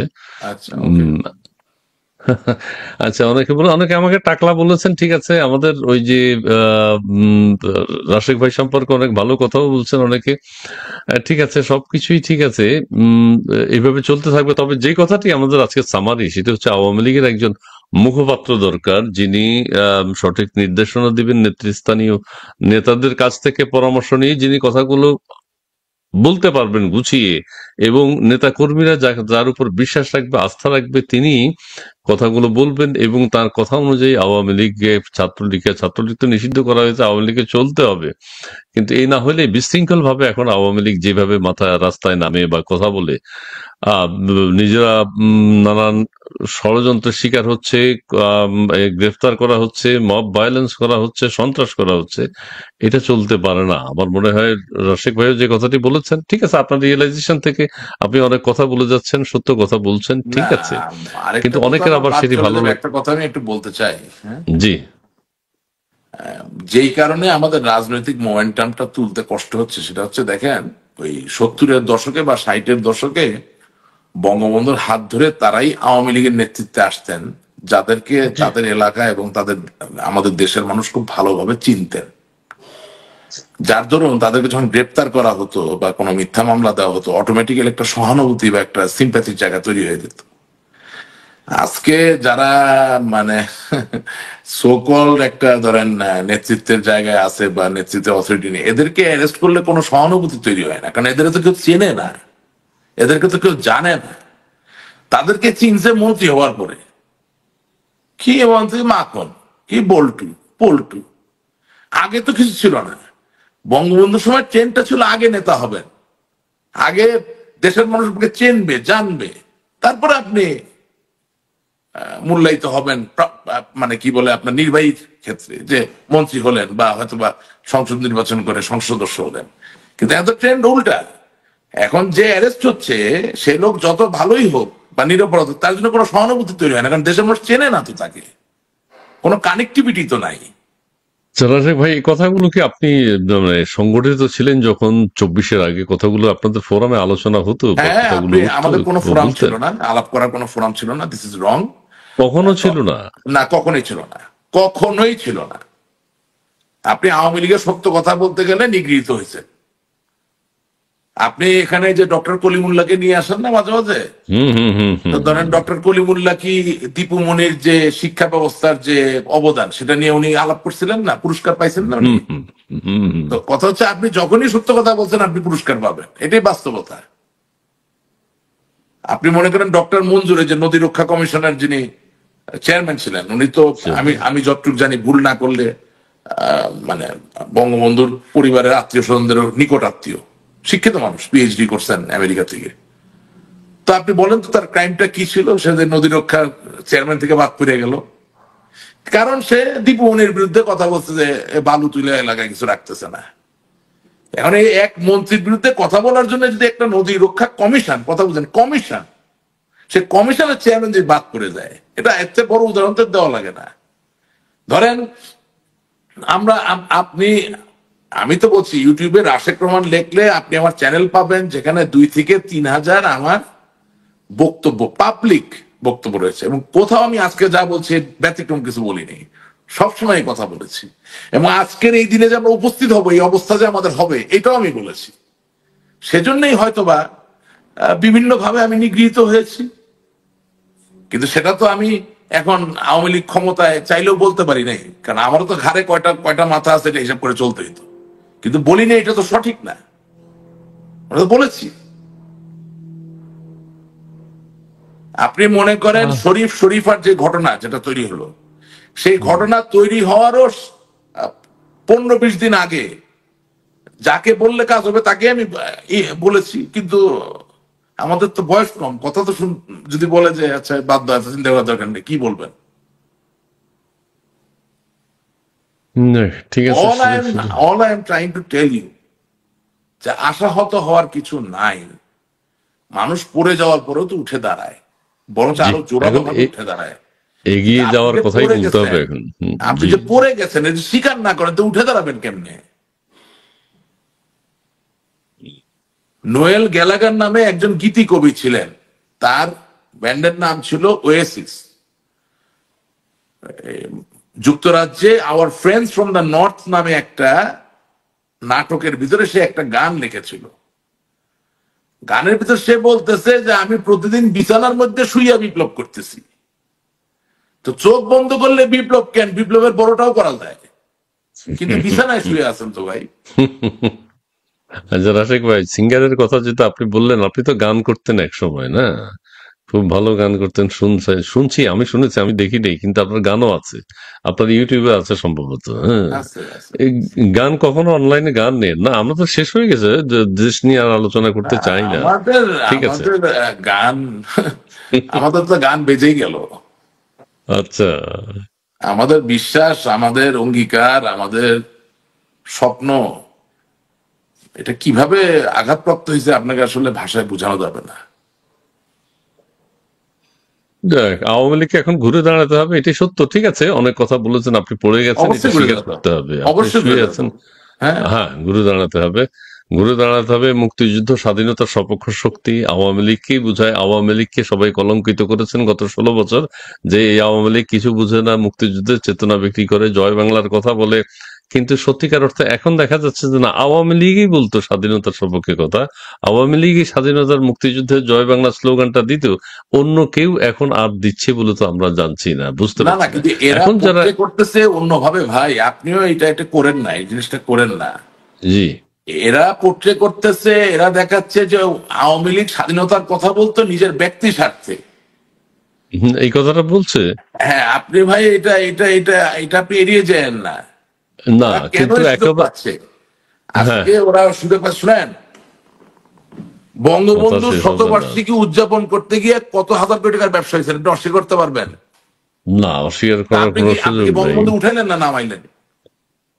নামানো হলো, তাইলে অনেকেই বিরক্ত হয়েছে তখন, অনেকেই হ্যাঁ, বিরক্ত তো হয়েছে কেন তখন, ভাই আপনি 2 বছর কথাটা যাবৎ। বলতেছেন?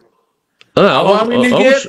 এই পা ফাটা তৃণমূলের কর্মীটাই নির্মোহভাবে, নিঃস্বার্থভাবে বঙ্গবন্ধুর কথা বলে, শেখ হাসিনার কথা বলে, আওয়ামী লীগের কথা বলে, দেশের কথা বলে। ওই জায়গাটায় আমরা চলে যাই।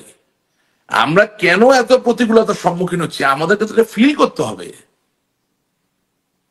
এটা নিয়ে তখনই কথা উঠেছিল যখন আপনাকে 2 বছর সব ব্যাপী। লোককে সামনে নিয়ে আসতে হবে যারা কোনোদিনও বঙ্গবন্ধুর নাম বিক্রি করে 1 টাকা ইনকাম করেনি। আপনাকে এমন সব লোকজনকে সামনে আনতে হবে যেই লোক 1971 সালে যুদ্ধের কথা বলে 1 টাকার সুযোগ নেয় নাই। আচ্ছা, এখানে আমি একটা কথা বলি, আপনার তৃণমূল বা বঞ্চিত বা নির্যাতিত বা অবহেলিত নেতা কর্মী যারা আছেন তাদের কথা বলা হয়, তাদেরকে যদি আবার সুযোগ দেওয়া হয়, তারা কি আবার এই গতানুগতিক আমরা যাদেরকে দেখছি এদের মতো হয়ে যাবে? এবং সেটা তো সবাই আমি তো বলবো, হয়েছে। আমি আমি আমি জ্যোতিষী নই, তবে নেতৃত্বের জায়গায় যদি আপনি শক্ত থাকতে পারেন, দুষ্টের দমন শিষ্টের পালন যদি আপনি করেন, কিছু লোক দুষ্ট হবে কিন্তু সবাই তো হবে না। এর তো উদাহরণের কোনো কমতি তো পৃথিবীতে নাই। জি, জি, ঠিক আছে মালয়েশিয়া, রাশিক। মালয়েশিয়া তো is a very corrupt country, whether you like it or not, but fact of the matter remains, Mahathir মোহাম্মদকে তো আপনি কিছু বলতে পারতেছেন না। না, না, ঠিক সে আছে। যখন লাঠি ধরতেছে তখন সব টনটনা করে ফেলতেছে, আবার ছাড়তেছে, হুম, আবার হুম, অন্যরকম হচ্ছে। ঠিক আছে না? হুম, হুম, হুম, তো হুম। ঘটনা হচ্ছে যে আপনার সব ধরনের উদাহরণই তো পৃথিবীতে রয়ে গেছে। সিঙ্গাপুরের লি কুয়ান ইউ কি আপনি তাকে নিয়ে কোনো কথা বলতে পারতেছেন? না, তাকে চিনেও না কেউ, চিনেও তাহলে না সবাই কি। চিনে। ইজ দ্য না, না, ফাদার না, অফ, মানে, মানে না, আমি সেটা বলছি না, মানে এখন যে সিঙ্গাপুরে যিনি আছেন বা অতীতে যারা ছিলেন, তারা তো জানে, ইতিহাস তো জানা আছে। না, লি কুয়ান ইউর কিন্তু ছেলে তো সিঙ্গাপুরের দায়িত্বে ছিলেন, হুম, কিন্তু হুম, উনি হুম। তো ধরেন ওনার দলের লোকদেরকে লি কুয়ান ইউর 50 বছর পূর্তি উদযাপন করতে দেয় নাই। না, সেটাই গোপনে নীরবে কাজ করে যাচ্ছে, তাছাড়া কিন্তু নাম দেশের তো হারায় নাই, ডেভেলপমেন্ট নাম তো দিনে দিনে তীব্র থেকে তীব্রতর হচ্ছে। হুম, আপনি হুম, মনে হুম, করেন কামাল আতাতুর্কের নাম মোছার জন্য তার্কিতে যথেষ্ট চেষ্টা চলছে না? হুম, হুম, যেই যেই যেই কামাল আতাতুর্ক এয়ারপোর্ট আগে আপনি আমি ল্যান্ড করতাম, সেখানে তো এখন ল্যান্ডও করতে পারেন না, তাই না? আপনি নাম বুঝতে পারছেন নাকি কামাল আতাতুর্কের? পারবেন? কোনোদিন পারবেন না। তো কথা হচ্ছে যে, যে মানুষ হৃদয়ে ঢুকে যাবে, যে মানুষ আপনার পরিচয়ের একটা অঙ্গাঙ্গের অংশ হয়ে যাবে, যে মানুষ আপনার উদ্ভাসের জন্য বিরাট বড় কৃতিত্ব বা অংশীদারিত্ব তার থাকবে, তারে আপনি বুঝবেন কিভাবে? তার আবার তার তাকে- জন্য এত কিছু করতেও হয় না, মানে না না, তাকে, সেটা তিনি তো, সেটা তো খন্দকার ইসমাইল করবে। খন্দকার ইসমাইল যখন তার অনুষ্ঠান চালাইয়া 10 মিলিয়ন $20 মিলিয়ন আয় করবে, সেখান থেকে সে বলবে যে আমি বঙ্গবন্ধুকে এত ভালোবাসি, আমি ওনার জন্য একটা মেমোরিয়াল বানাবো, আমি ওনার জন্য একটা মূর্তি বানাবো। সেটা তো কেউ হাত দিতে পারবে না, ওটা তো আপনার নিজের জিনিস। একজন শিল্পী তার নিজের রং তুলির ছোঁয়া দিয়ে উনি কোন স্বার্থ ছাড়া বঙ্গবন্ধু যেটা যেটা আমাদের শাহাবুদ্দিন সাহেব করেন, শাহাবুদ্দিন, আপনি কি ওনারে বুঝতে পারবেন? পারবেন না। তো ছবি আঁকার মধ্যে ভালোবাসা থাকলে বোঝা যায় যেটা ভালোবাসা থেকে গেছে, না? আমি বলতে চাচ্ছি কি যে এত বেশি উদযাপিত একজন মানুষ মানুষের মনে হবে, হৃদয়ে হবে, যে তার জন্য পার্থিব কোনো হস্তক্ষেপের প্রয়োজন হবে না। আপনি আপনি মনে করেন আল্লাহ আমার রক্ষা করেন, মানে আল্লাহ তো নিজের পথ দেখাই দিচ্ছেন। হযরত মুহাম্মদ সাল্লাল্লাহু আলাইহি ওয়াসাল্লামের কোথায় মূর্তি কোথায় ছবি, হযরত মুসা আলাইহিস সালামের কোথায় মূর্তি কোথায় ছবি, যীশু খ্রিস্ট ঈসা আলাইহিস সালামের কোথায় মূর্তি কোথায় ছবি, ইব্রাহিম আলাইহিস সালামের কোথায় মূর্তি কোথায় ছবি। কিন্তু তারা সবাই বিখ্যাত আলোচিত। অথবা একটু নাইমে আসি, একটু আগে আউলিয়ার কথা বললাম, নিজামুদ্দিন আউলিয়ার মূর্তি ছবি দেখছেন নাকি আপনি? নাম কি মুছে গেছে? তো হযরত শাহজালাল, আপনি কি মাজার ভাঙলে কি নাম মুছে যাবে? তো আমি যে বলতেছি যে নেতাজি সুভাষ বোস কয়টা মূর্তি আছে ভাই, কয়টা ছবি দেখছেন? আপনি বুঝতে পারবেন নাম কোনোদিন? Is it possible? আপনি সর্দার পাটেলের বিরাট বড় মূর্তি একটা বানাইছেন, বিশাল বড় মূর্তি, আপনি পারছেন নাকি মহাত্মা গান্ধীকে ছাড়া যেতে? আপনি পারছেন নাকি কি বলে সুভাষ বোসকে ছাড়া যেতে? তো তার মানে আমি বলতে চাচ্ছি যে আমাদের এত অনিশ্চয়তা থাকতে হবে কেন, আমি তো ঠিক বুঝতে পারছি না। কিন্তু প্রতিটা জায়গায় আমার পয়সা বানাইতে হবে, এর জন্য আজকে আমরা দায়ী। আমরা পয়সা করে দেন আপনারা, আমরা তো এটার জন্য দায়ী। আপনি প্রত্যেকে বঙ্গবন্ধুর নাম নিয়ে একটা করে প্রকল্প বানায়, প্রজেক্ট বানায়, ওয়াই? কিসের জন্য এটা হবে? আপনি ধরেন বাংলাদেশের একটা বিরাট বড় পুরস্কারের জায়গা ছিল বেগম রোকেয়া, ঠিক আছে? তো বেগম রোকেয়া জাতীয় পদক জীবনে কোনোদিন তার জন্মস্থান থেকে দেওয়া হয়নি। আমরা কি আমাদের জায়গায় ঠিক আছি? আপনাকে ক্ষমতায় যেতে হবে, এই জন্য কোনো অন্যায় দাবি সেটাকে আপনাকে সমর্থন করতে হবে। ধরেন এই যে এখন আমি এটা বলে ফেলি, আল্লাহ আমার কপালে কি আছে, এই যে সরকারি কর্মকর্তারা যে আন্দোলন করতেছে, আমি অনুষ্ঠানকে সমর্থন করি না, কিন্তু দেশের মালিক জনগণ এবং তার দ্বারা নির্বাচিত জনপ্রতিনিধি, কোন সরকারি কর্মকর্তার চাকরি কেন ইয়ে করা যাবে না? তাহলে আপনি মেজর জেনারেল জিয়াউর রহমানের হ্যাঁ না ভোটের মতো ভোট করবেন, চাকরিতে থেকে যাবেন। তাহলে আপনি এরশাদ সাহেবের মতো বানানো ভোট করবেন, আপনি চাকরিতে থেকে যাবেন। তাহলে আপনি 2024 সালের মতো নির্বাচন করবেন, আপনি চাকরিতে থেকে যাবেন এই জন্যে। কিন্তু আমাকে ক্ষমতায় যেতে হবে, শুধু আমি একটা অন্যায়কে হইলেও সমর্থন করব। হয় কি, ওই যখন আমরা বেশি সত্য কথা বলতে যাই তখন অনেকে সত্যটা ধারণ করতে পারে না। আপনি মনে করেন খন্দকার ইসমাইল কি এমনি এমনি বিদেশে এসে থাকতেছে নাকি? যদি আমার দেশে আমলারা এত ভালো দেশ চালায় থাকে, তাহলে আপনার মতো এরকম ট্যালেন্টেড লোক যারা এক নামে বাংলাদেশে সবাই চিনে, তা আপনি ছাইরা বিদেশে আছেন কেন? আপনি মনে করেন প্রাণ আরএফএল গ্রুপের মতো একটা সফল গ্রুপ, যারা বাংলাদেশের বাইরেও ব্যাপক তাদের কর্মকাণ্ড, সানি ভাই, হ্যাঁ, ওনার ওনার ভালো নাম হচ্ছে আসান চৌধুরী, পুরো নামটা তো মনে নেই, আমি ছোট বাচ্চা সানি ভাই বলি। ধরেন এই যে ভদ্রলোক মাইক ধরে বলে যে ভাই আমাদের বাঁচতে দেন, কারে বলে? আপনারা আমারে? আমি তো প্রাণের আম সত্য খাইতেছি, বলতেছে ওই সরকারি কর্মকর্তারা যে ভাই আল্লাহর বস্তে ফাইলটা ছাড়েন। কি ভাই, অ্যাপেক্স এর মঞ্জুর হিসেবের ছেলে নাসিম মঞ্জুর ওয়াটন থেকে লেখাপড়া করে আসছে, সে কি বাংলাদেশে কি রক্ত চুষতে আসছে? সে তো একটা গ্লোবালি একসেপ্টেড ব্র্যান্ড বানাই ফেলছে, যার জুতা ইটালিতে যাচ্ছে, যার জুতা ফ্রান্সে যাচ্ছে, যার জুতা আমেরিকা যাচ্ছে। সে যখন এরকম হাত জোর করে বলে মানুষ যে আমরা বাঁচতে দেন, সে কি আপনারা মানে বলতেছে নাকি? আপনি মনে করেন আকিজ গ্রুপ, আমার আওয়ামী লীগে তো আকিজ গ্রুপের একজন এমপি ছিলেন, এখন একজন বাণিজ্য উপদেষ্টা আছে না? তো তারা যখন হাত জোরে বলে বাঁচতে দেন, তখন কি কাকে বলে? আপনাকে আমাকে নাকি ওই আমলাদেরকে বলে? কিন্তু আজকে এমন এক অবস্থা, আওয়ামী লীগ, বিএনপি, আপনার কি বলে যে জাতীয় পার্টি, জামাত ইসলামী, এমনকি কমিউনিস্ট পার্টি, জাসদ, সবাই এমন ভাবে আজ দেশ দ্বিধাবিভক্ত যে যদি কোনো ব্যক্তি 10 জন লোকের মাঝে বায়ু ত্যাগও করে এবং দুর্গন্ধে যদি টিকার উপক্রম নাও হয়, তাও একজন বলবে না উনি তো ভালো কাজ করেছেন, ওনার গন্ধটা গোলাপের মতো লাগছে, আরেকজন বলে না না উনি খুব অন্যায় করেছেন। জাস্ট রাজনৈতিক বিভক্তির জন্য যেটা সঠিক নয় সেটাকে কেউ বলবে সঠিক, কেউ বলবে বেঠিক, এবং আমরা এটা এন্ডোর্স করতেছি। আপনার যে আমি একটু আগে একটা কথা বললাম, ওটা উত্তর আপনি কেন এখানে কেউ দিতে পারবে না, যে 71 সালের স্বাধীনতা যুদ্ধে একজন সাধারণ মানুষ পাকিস্তান হানাদার বাহিনীর machine gun, rocket launcher, tank দেখার পরও ভয় পাইল না, সে অকাতরে ঝাঁপাই পড়তে বললো, তাহলে আজকে এত সার্বভৌমত্ব বিপদের মধ্যে এত কিছু কেউ রাস্তায় নামতেছে না কেন? উত্তরটা দিবে। একজনের প্রশ্ন করছে, আপনি আওয়ামী লীগের সময় টক শো করেছেন, অনেক টেলিভিশন চ্যানেলে কথাগুলো বলেছেন, সেখানে তো আওয়ামী লীগের ফেভারেই কথা বলেছেন, আওয়ামী লীগের যে যে অপরাধগুলো বলা হচ্ছে। যিনি বলতেছেন ওনাকে সম্মান প্রদর্শন করে বলি, উনি আমার কোন প্রোগ্রামে মন দিয়া শোনেন নাই। আচ্ছা, আমার প্রত্যেক প্রোগ্রামে কোনোদিন কোন ব্যক্তি আওয়ামী লীগের নাম ব্যবহার করে অন্যায় করেছেন তাকে আমি সমর্থন করি নাই এরকম একটা টক শো দেখাতে পারবে না। তবে হ্যাঁ, করা উচিত নয়, করা উচিত তবে নয়। হ্যাঁ, বঙ্গবন্ধুর প্রশ্ন উঠছে, অফকোর্স আমি এখনো ওনাকে যেভাবে ডিফেন্ড করে কথা বলবো তখনও বলছি। যখন বাংলাদেশের স্বাধীনতা ইতিহাস নিয়ে কথা উঠছে টক শোতে, তখন আমি কি বাংলাদেশের বিরুদ্ধে কথা বলবো? কোনোদিনও বলবো না, অবশ্যই আজও না। বলবো না, কোনোদিনও বলবো না। এটাই বাস্তবতা। আপনি যদি যদি আপনি বলেন যে হ্যাঁ পেট্রোল বোমা দিয়ে কাউকে পুড়িয়ে ফেলা হয়েছে, আমি সেটা সমর্থন করবো নাকি? কখনোই করবো না। কিন্তু কিন্তু আমার একজন মন্ত্রী উনি মারা গেছেন, একটা উদাহরণ সময় বলি।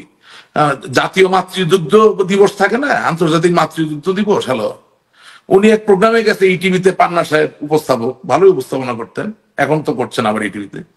আমাকে উনি জিজ্ঞেস করলেন যে আপনাদের একজন মন্ত্রী বললেন যে বেশি বেশি করে মাতৃদুগ্ধ সেবন করলে নাকি সন্ত্রাসী হওয়া থেকে বিরত থাকা যায়। তা আমি কি ওখানে মন্ত্রী সাহেবকে সমর্থন করছি? হ্যাঁ, আপনাদের লাস্ট একটা জোকার, এই যে খাদ্যমন্ত্রী ছিল, হ্যাঁ, সে ওই মাঝখানে একটা কমেন্ট করলো কি চাউল কম খান তাইলে তো দাম কমে যাবে। তা আমি তো পাগলে কিনা কয় ছাগলে কিনা এই কথাই তো বলেছি সময় টিভিতে। উনি আমার কোনো টক শোই দেখেন নাই। বেশিরভাগ লোক যারা আপনার এখানে কমেন্ট করে, দে ডোন্ট নো এনিওয়ান। এই সোশ্যাল মিডিয়ার যুগের এটাতে বিপদ, মানুষকে না চিনে না বুঝে, হৃদয়ের কথা না বুঝে একটা কথা বলে দেয়। এই যে আপনারা বললো টাকলা, যে বেটা আপনাকে টাকলা বলছে, চাচা মামা কেউ টাকলা নাই, হে বেটার আব্বাই টাকলা হয় নাই, এই বেটা নিজে বলে টাকলা হইবে না, দাঁত পড়বে না, অর্বাচীন একটা কুরুচিপূর্ণ একটা লোক। হ্যাঁ, কি বলেন আপনি? এর শ্বশুরের টাক পরে নাই, এই বেটা এর পোলা তো, এর সামনের পোলাও যখন টাক করে যাবো তখন কি করবো? পোলারে কইবো টাকলা পোয়া, টাকলা ছেলে আমার? এই হলো আমাদের দেশের অবস্থা। না, আমি বলেছি যে আপনার বলে যদি ভালো লাগে আপনি বলেন, না কিন্তু আপনি তো ভালো এটা তো বলছেন। আমার আপনি আমাকে আইনা প্রশ্ন করে ঘামাই ফেলতেছেন। ওখানে উনি খুঁজা পাইছে এইটা, উনি দেশ আওয়ামী লীগ বিএনপি তত্ত্বাবধায়ক সরকার কিছু খুঁজে পাচ্ছেন, উনি আপনার টাক খুঁজে পাইছে। এই হলো বাংলাদেশের অবস্থা।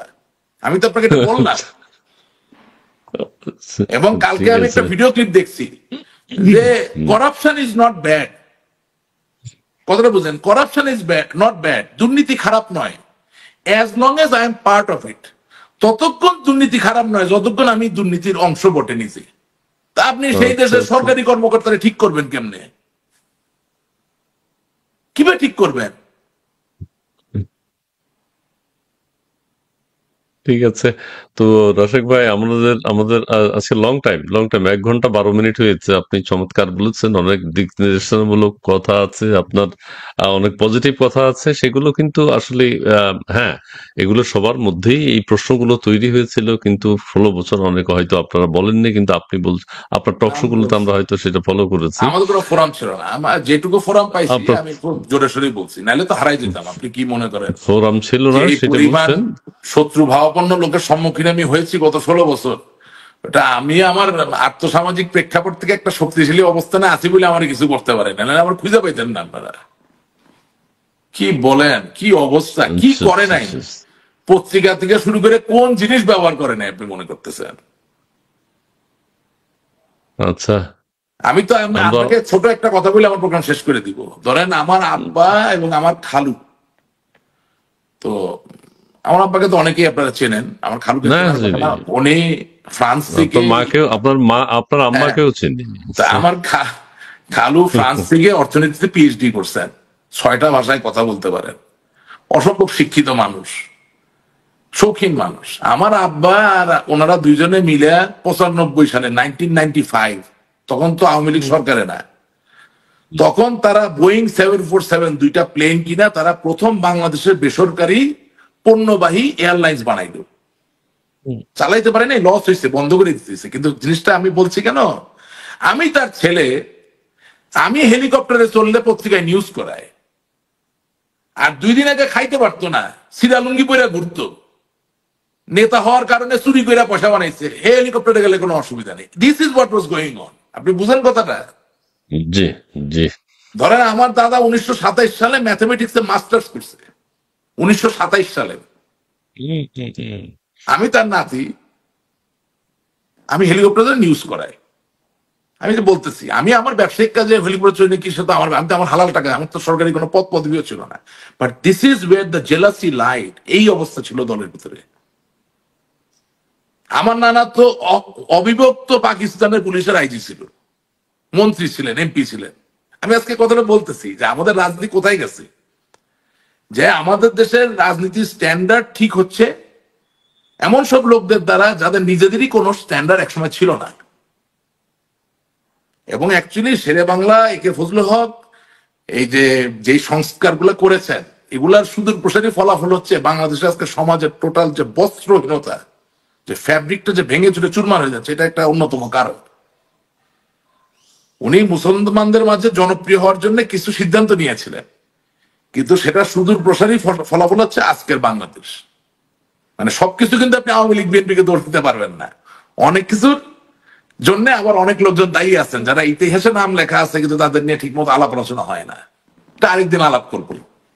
আচ্ছা, ওকে, ওকে, ওকে, অনেক চমৎকার, খুব ভালো সময় কেটেছে, ভালো ভালো কিছু কথা বেরিয়েছে, এগুলোই আলোচনা উচিত। টকশোতে আমরা সবসময় ঝগড়াঝাটি করে সময় নষ্ট না করে ভালো ভালো কমেন্টস আমরা চাই, এবং সেই সাথে গঠনমূলক আলোচনা।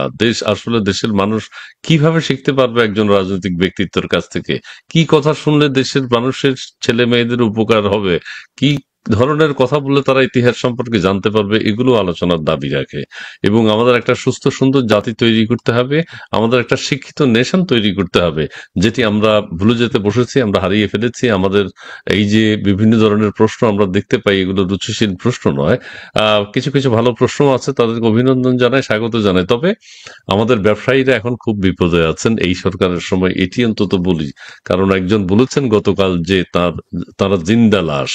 তাদের ব্যবসা বাণিজ্যের এখন বর্তমানে যে অবস্থা, বিদ্যুৎ চাইলে বিদ্যুৎ পাচ্ছেন না, গ্যাস চাইলে গ্যাস পাচ্ছেন না, এবং তাদেরকে টুটি চেপে ধরা হয়েছে। দেশের অনেক ব্যবসা বাণিজ্য শিল্প প্রতিষ্ঠান বন্ধ হয়ে গেছে, আগামীতে আরো অনেক বেশি হবে, কিন্তু সেটা আমরা চাই না। আমরা চাই যে ব্যবসায়ীদের মুখে হাসি ফুটুক, বাংলাদেশের অর্থনীতিকে তারা সচল রেখেছেন, সচল রাখেন এবং রাখবেন, ভবিষ্যতে রাখবেন। দর্শক ভাই, আপনাকে অনেক ধন্যবাদ জানাচ্ছি। দর্শক মন্ডলী, আপনারা যারা যুক্ত হয়েছেন, কমেন্টস করেছেন, যাই হোক, আপনারা আমাদের সাথে যুক্ত ছিলেন, এবং অনেক দর্শক আমাদের সাথে যুক্ত ছিলেন যারা কমেন্টস করেননি, তাদেরকেও ধন্যবাদ। সবাইকে ধন্যবাদ জানিয়ে আজকের মতো এখানে শেষ করছি। বাংলাদেশের জন্য শুভরাত্রি। রসিক ভাই, আপনাকে অনেক ধন্যবাদ। শেষ করবো ডায়লগ ফর